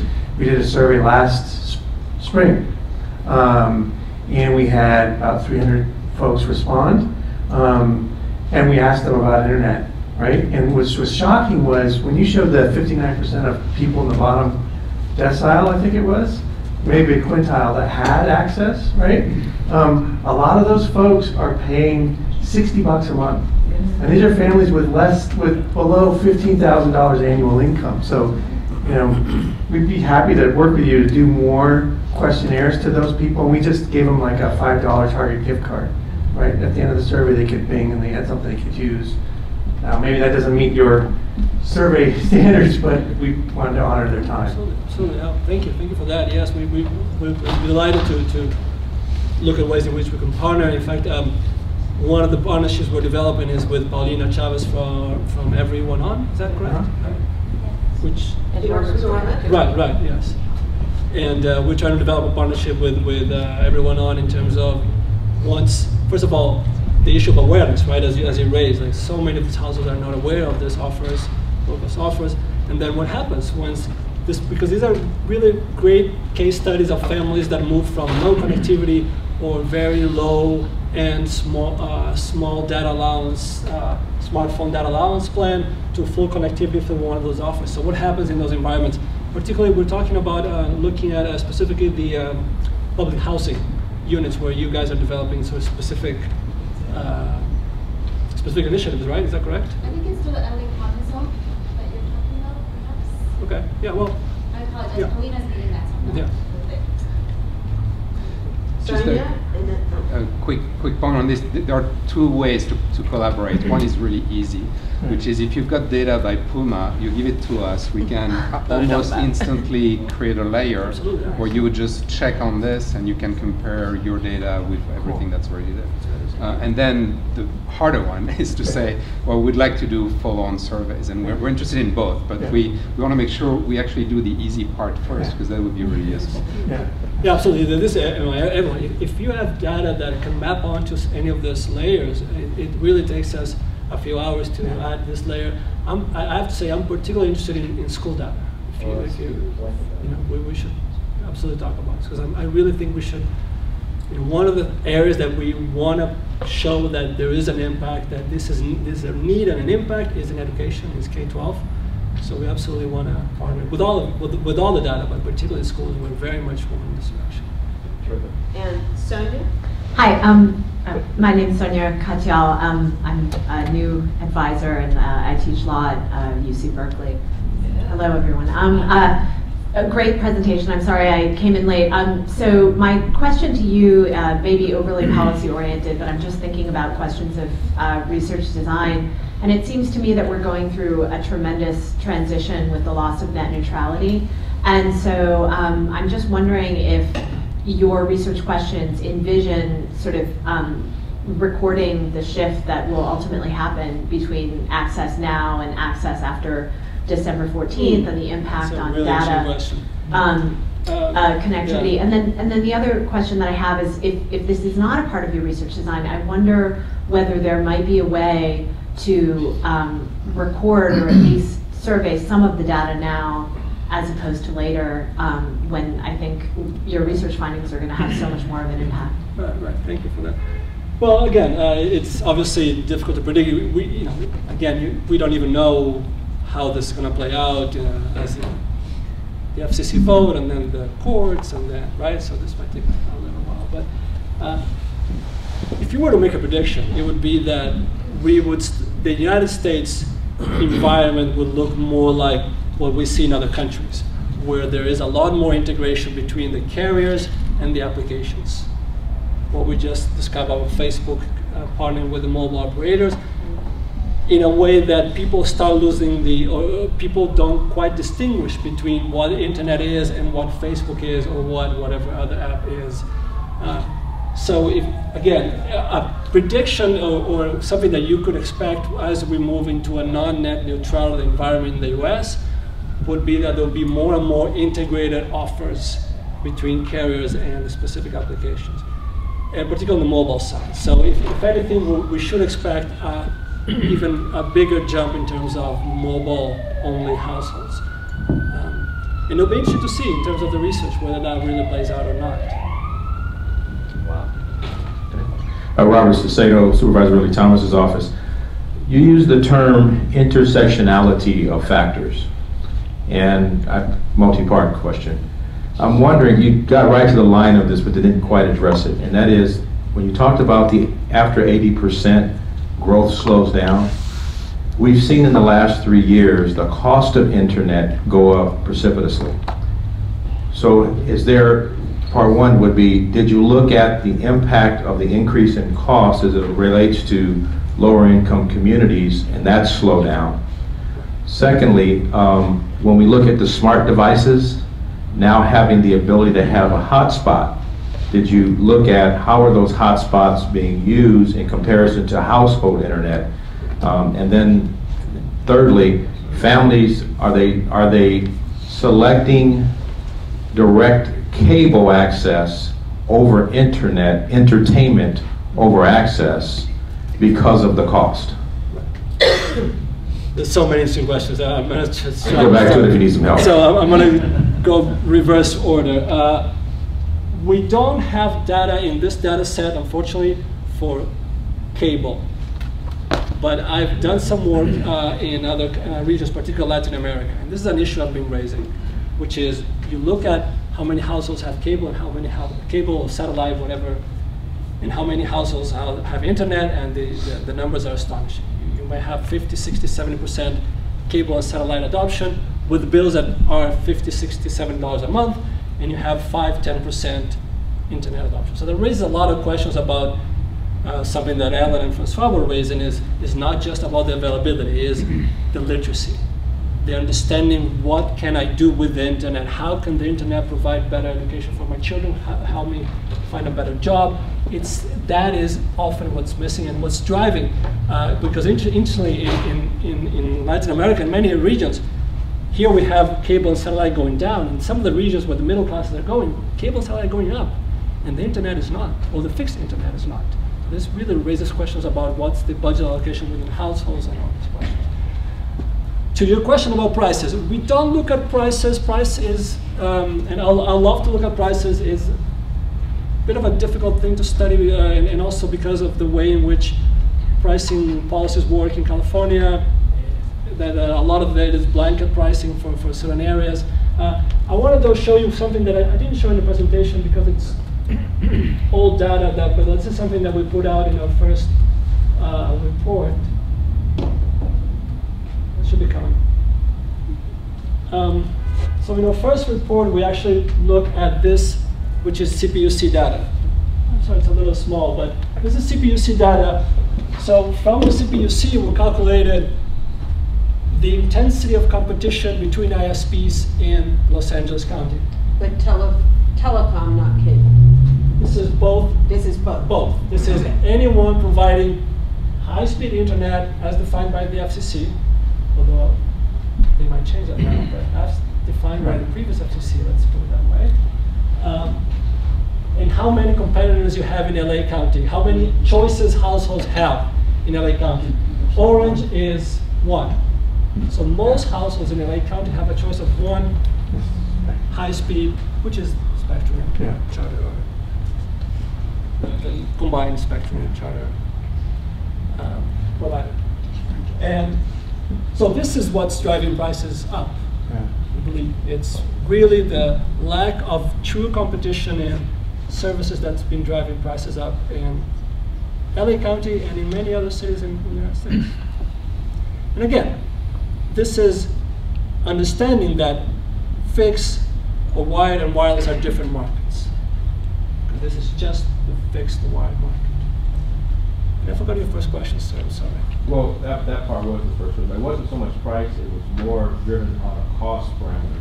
Because where I see the efficiency in how it's looking is that if you don't look at cost, then you can't look at impact. Because if people are, like for example, in my neighborhood we have Spectrum. We don't have AT&T U-verse, but if you have access to AT&T U-verse, you can get a bundled package that costs less than what I pay for cable. And so with that, what it begins to create a narrative for is what is the right policy that needs to be put in place to address the industry so that there's fairness across the board in how people have access around cost. And then but the second question was, have you looked at how, like, and I'll use my house as an example, so when we evaluated our usage of internet on our AT&T phones, we can use it as a hotspot, unlimited. Well, yes, the hotspot. Yeah, so we don't. So we don't have the. Right. So right now we don't have the data for that. Right. But we are. I know the LA Public Library have been loaning hotspots, and we've talked with them about maybe doing a study based on the people that borrow those hotspots. Well, the phones themselves are hotspots. So that is what I'm referring to. So I can select hotspot on my phone, and instead of using my hardwired internet, we can use the one on the phone. So then it begs the question, do I need to pay $69 a month in addition to for a hardwired line, or should I just stick to my unlimited service on my phone? So if I may take a point of privilege, this is an extremely complicated issue, but I wonder if some of the great research minds in this room and maybe others you know might be able to put some mind share around it, because what's happened is in poor communities they have what people call Obama phones, right? Yeah. Which was really started by Bush, not Obama, but we had an intern one summer map out the phones and the plans and the cost, right? And what you get with them. And it's an incredible spreadsheet, right? And it's just in 2 communities. And the choices are crazy. From no data to data that doesn't cost anything, but is capped, to very expensive data, right? And some say unlimited, but are they really in the fine print? And then tracking who really understands what you can do with this, much like your literacy question. But what we have found is that people do not have the literacy to shop for internet, right? And make these choices, as Robert was just describing, because there's so many factors and because they aren't fully thinking of what they would do with them. So they end up overspending, whether it's multiple devices or different types, or just taking the phone that's most convenient. But if we had some data about how people are making these choices, right, it would inform the policy questions, right? And then what people are doing with them or not doing with them. Because we have approached it much like we did with landline telephone service, right? Just find the right price point, offer it, cheaply, and then everybody will get it and everything will be fine. But that has not worked. Okay. Yeah. Sorry. Michael has the mic, and I'll come back to Pete. Do we have other hands? Can I follow up on the point that you just made, because I think it's really Okay, and then we'll go to Michael. And no, I think one of the important things is that, you know, how much this is digital and how much are we actually talking about problems that we already have a lot of research and information on. So, for example, these kinds of things, what we know about digital literacy, one of the best predictors of digital literacy is traditional literacy, you know, numeracy and literacy.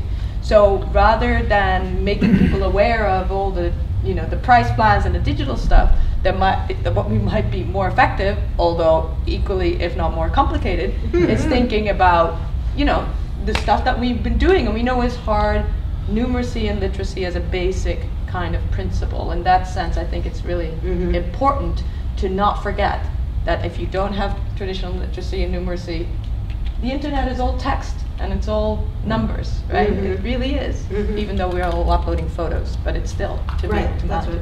So I think that, and it's an information society, maybe rather than a digital society in a way, like we need to know how to navigate. So I think that's one important point.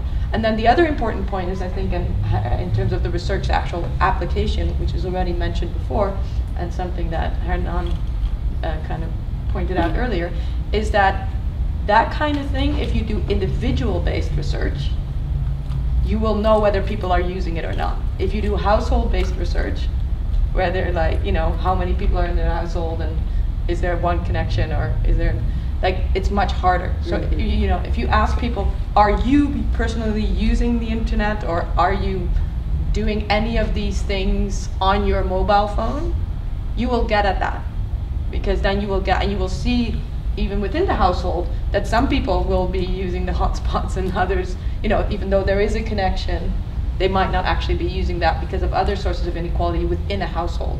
So I think those are two things I would say. I think it's numeracy, literacy, really important, and that might be where you really want to look at. And then the second thing is that there's an issue with looking at households and individuals. You need to look at individuals within households, individuals within communities, to be able to really get at some of these questions. So for those like me who work in low-income communities and spend a lot of time there, I have what I think is a simple question, but it may not be how you answer it.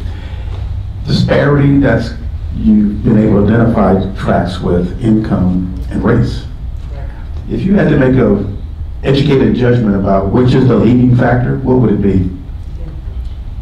Well, that we're going to get. So that's something we're working on, and again, this was our first look at the data. The next look at the data is when we model we build models, and in the models, statistical models, we can look at how much each of the factors, and not only race and income, we have probably a couple dozen factors that we think are important to include in the models, and we can disaggregate the effect of each of these factors very precisely. So that's something that's coming up fairly soon. So we will know quite precisely of the difference, what percentage of it is about income, what percentage is about race, what percentage about gender, what percentage about your occupation, or the place you live, or the community you live in. Because we know there's what's called spillover effects. The more people are connected, the more your neighbors are connected, the more you're connected. So we have a number of things. So that we can do. And we'll be doing within the next probably month or two. Hernan gave you the careful answer. I can give you the non-careful answer, which is, I think it's income. I mean, there are areas which have a heavy percentage of African American, like the west of Limerick Park in the hills, where there is actually much better connectivity than in Watts and in this area. And I will go even further. I would say it's education. Well, it's the two, and it's the combination. Like in all the research that we've been doing, it's the people who are worst off. What we've been kind of calling, some controversially in some of our papers, the emergence of a digital underclass, a social digital underclass. It's low education in combination with unemployment, in combination with kind of a low background income, and being of a minority status. That the four things together, if you add health to that, you know that this person is gonna. But I'll take issue with my colleagues here, because I think that's true. but it's increasingly less true. So if we run the models in 2013 and we run in 2016, the 2013 models would say that income, race, and education are by far the biggest predictors. When we run the models in 2016, I'm sure we'll find that they're becoming increasingly less important as predictors, and more other factors are predictors. And Ellen has done some great work on this. Maybe it's also people's attitudes about the internet. Maybe it's also other things that are more cognitive, that are. One of the reasons why I asked the question, because you hear this narrative amongst other things. This to me seemed to be the next wave of how we talk about it. It's now with technology. The disparities, generally, in my opinion, have always existed around race, and there's been policies to do that. So, to the extent this is now the building block of where we are at the next phase of this, that's kind of the way I think about it. But I think it's important, like income, we see in most countries as adoption goes up, the importance of income actually goes down, and the kind of relative contribution of other factors that are more cultural, social, kind of, But that's outside the U.S. It's also here. No, it's also like social. I'm talking cultural, social factors are becoming more important over income. But that's also because in general, costs have gone down. So if you have a situation where costs are going up, then it might be. Which is I think goes back to your question. So I think the U.S. is not unique, but it's one of the countries where we haven't seen such a drop in access costs as we've seen in many other countries. On the wired side. On the wireless side is a different story. On the wired side, we've seen that this will tell you that we're really not going in the right direction in terms of the wired part of the question. So my question, and I had a comment on that too, but I'll just save it right. Is this on that site you gave, the tiny.cc? Yes, it is. CC? Just again, this is the most recent data, which is unfortunately 2015. This is all the CPUC has. Right. I've been promised the new data will be out soon, where we have at least 2016. I'm very excited to see that, because I've looked many times for something like that, right? Because I do think it's a policy issue. I mean, there's our policies compared to other countries, or to places like Kansas City, or places where you have Google Fiber. Our policies are, there's the personal aspect, right, which is education and income. And then there's also what's your infrastructure around you. And we allow that all that orange area where you have one spot, that's a policy choice. So we have to attack it from both ends.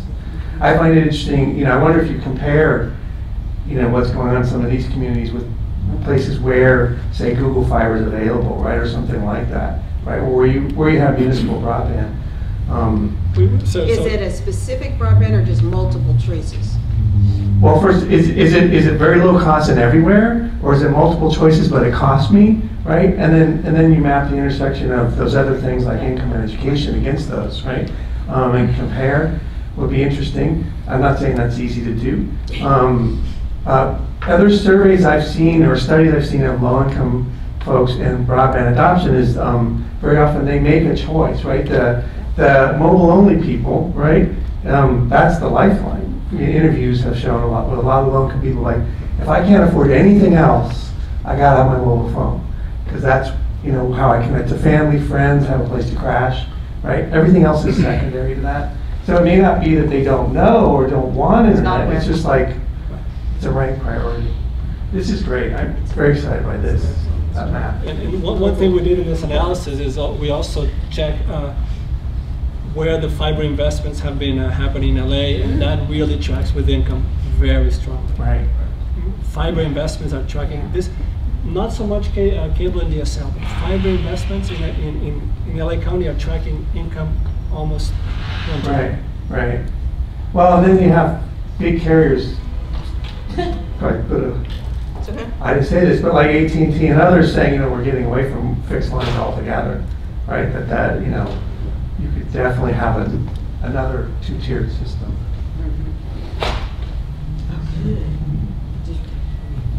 Do I Here. Microphone? Okay.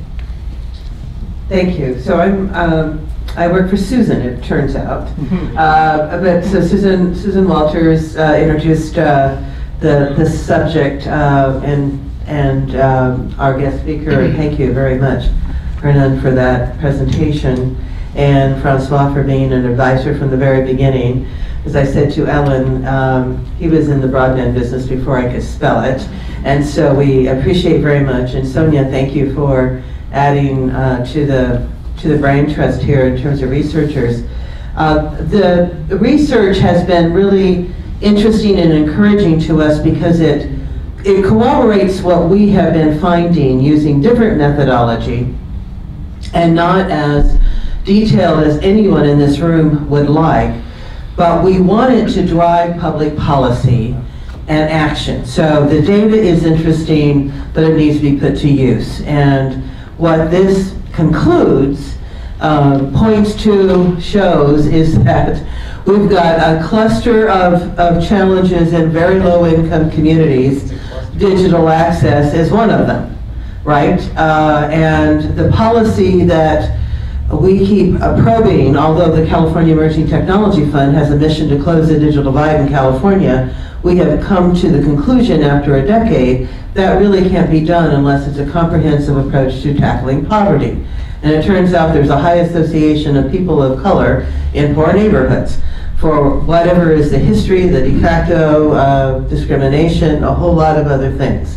And so I wanted to comment, even though I'm not hugging anybody tonight, everybody knows I usually do that, but I have a cold. I'm sure I inherited from Susan, so I'm blaming her. But we don't want to spread it around any more than we need to. We want to spread wisdom and not cold. So here's where we're at.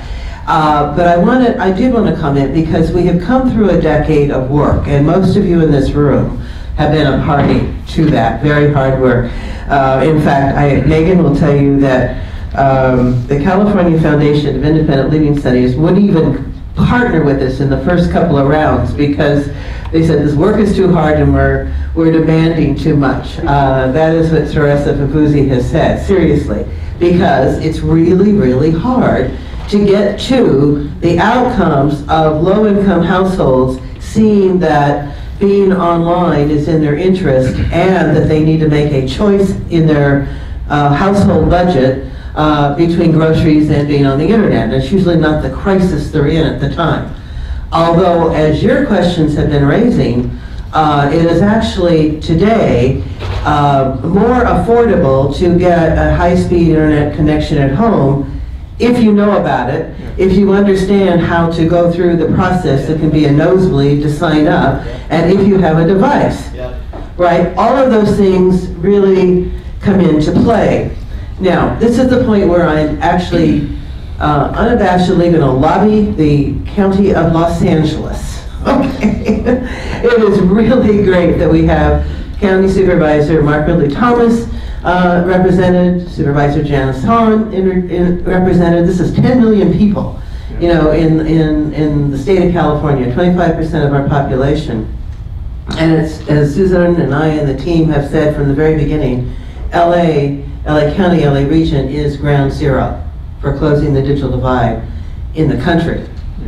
It is true in California, it's also in the country. The information from the 2013 community survey matches what we have from 2008. And LA County, when we began, was the region the least connected in California. Literally, 48%. Yes, Pete? Sorry to interrupt, but like, you know, we've been If you're going to interrupt me, you better have something good to say. I hope it's good. Well, you may be getting to it, but I mean, this map again, when, you know, we've been doing this for years, and until the Spectrum deal, we did not have an affordable offer for most of that orange area. It didn't exist. So I don't know if you were getting to that or not. I was going to try to, but no, Pete, you made a really good point. Until the Spectrum offer, and actually we have Frontier offer also in the Long Beach area, and Les knows that from all the work with the YWCA, we didn't have an offer. We also have AT&T offering in most of this area now. But that's within a year, right? Within a year. Now, why did that happen, Pete?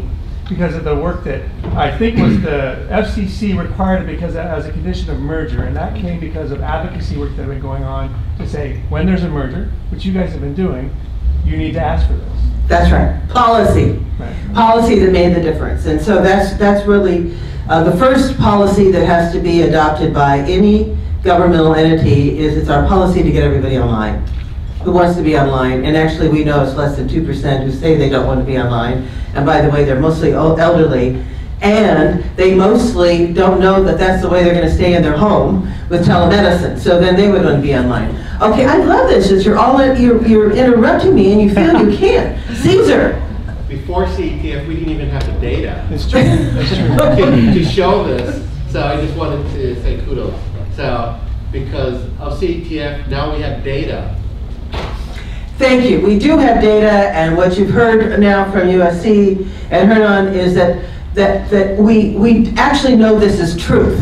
And, you know, we may have a little variance of a couple percentage points, although it's really right on. I am very impressed by how we're getting that data. And then Glenn, you raised the question about libraries and schools, and you sitting there with Michael, I really need to want to address this and take the opportunity, since you mentioned libraries, to say that Susan's mom, Rita Walters, was honored today by the LA City Library Commission. So that's a really nice point of opportunity to recognize Rita. A third of our low-income households and families have kids in school. Okay, 2/3 don't, but a third do. So those are both big numbers. 1/3 and 2/3 are actually big numbers. We can get to 1/3 of the kids, if you will, and their families if the schools who have, if the districts who have schools in low-income neighborhoods said, we're going to actually provide a device to everybody and train not only our teachers to teach with the use of the device, their kids go home, right, Ellen? But then the parents get trained. And now the parents can check homework and grades, and oh my God, that's now embedded accountability that we take for granted in higher income communities, right? Libraries are also a great gateway. They are the digital hub for everybody who doesn't have access otherwise. And then for the 2/3 who are not, if the county who has all the human services, so the social services that are provided and through public health, through all of the child and family services, even through probation, and those are the biggie services, the clients, the customers actually get the information about available affordable offers now. And all of the community-based organizations in this room are your backup to help people through the system. That's hugely transforming. So my response to that, I'm not gonna hold your mic. Okay, you're not going to take the mic away, but you can, what's your response, yes? Sorry. I won't respond to the standpoint of a solution. What I would say is offline, let's have a conversation about what that needs to look like. And then if it makes sense to do so, but there's some missing pieces for me here in the conversation. I want to make sure I didn't get to my other part of my question. Good, okay. Which is, you probably, if you haven't looked at it, you may want to. So there are other communities that have done some things a little differently. Of course, fiber optics made a difference in a lot of cities, like Loma Linda. But cities who are going to smart meter technology, where they build wireless mesh systems that then become the backbone for an free internet capability like Calabasas did. These are the kinds of things that I think need to be looked at, so that when we do look at how do we provide low cost and no cost internet for these communities of concern, is what I refer to them as, or other communities, all communities, that we begin to have that conversation in a way that drives policy for affordability and access. To your point about all of the other services, as you well know, our office is big on the intersection of all groups coming together. But I don't know that I would want to solve that in this form today. Does that make sense? It's fair, totally fair. And looking at all the models, and those, the history of Loma Linda and Calabasas, they're smaller than some of this geography. But what they are, even though they're smaller, I think they're good micro models, if you would, for what can be done in areas, so that if in fact, obviously to lay fiber optics throughout LA County would be a major undertaking. Maybe it should have been considered when we put in rail systems, I don't know. But with that in mind, what are some other things that can be done around smart meters, et cetera, that then help drive that access? And I think there's a conversation that needs to be had and looked at, because when you build these wireless mesh communities, you automatically build in the backbone for it without the fiber. And that would be a terrific conversation with the board for you to take up. Great. The last thing I would leave you with is, so we've got many, can have different approaches, and there's also affordable offers that are beginning to, they will expire in 3.5 years. So there's a sense of urgency. We would love to have that information. Good. Let's follow up. Mark? Yeah, good. The research that you're doing and the partners and the timing probably couldn't be better. We're actually at a point, I think, with the California Public Utilities Commission beginning to have to implement the new law that got passed, that they're going to want to have the data and as immediate a feedback as possible.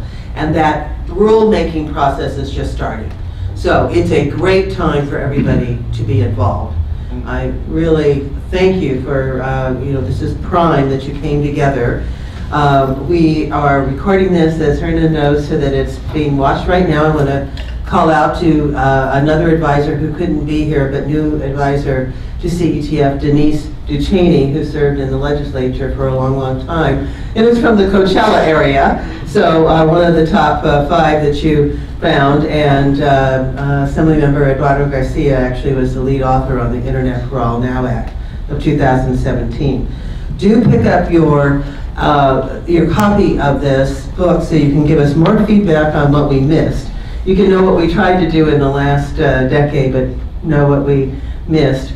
And my job was actually to vamp long enough while they poured refreshments back there. And so I will actually turn to Susan to see if she's ready or if she wants to make some final remarks and call her up. All of you know that for us, getting people online is in fact a 21st century right. We call it that. We refer to closing the digital divide as a 21st century civil right. And I borrow liberally from a civil rights phrase to say that access delayed is access denied. So we need to get on with it given how many people are offline in California. But you also have to have heart and you have to have some real spirit to stay with this. And therefore we always usually end these kind of gatherings in a note of being spiritual in church. We don't even have our church fans here, do we? We don't have our iFans here. But anyway, we have church fans too that say Internet for All Now, right? But we also end with communion. And I often say, okay, I grew up in a church in which we took communion from the same chalice, so if you weren't drinking your wine, I was going to drink it for you. I promise I'm not going to do the reverse because I am not going to spread the germs. But that's why we are going to have a little bit of a toast. Susan, do you want to close out? And I think you just did. I think I just did. So, do you have any final words? Thank you. Thank you, Dr. Galpin. Thank you, Francois. Thank you, Ellen, for being here. Please join us. You're glad you came now, Glenn, right? Well, I feel uplifted.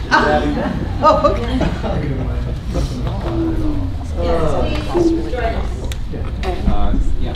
You're very welcome. Thank you. I shouldn't even continue. I'm not going to touch you. Yeah, don't. No, but thank you.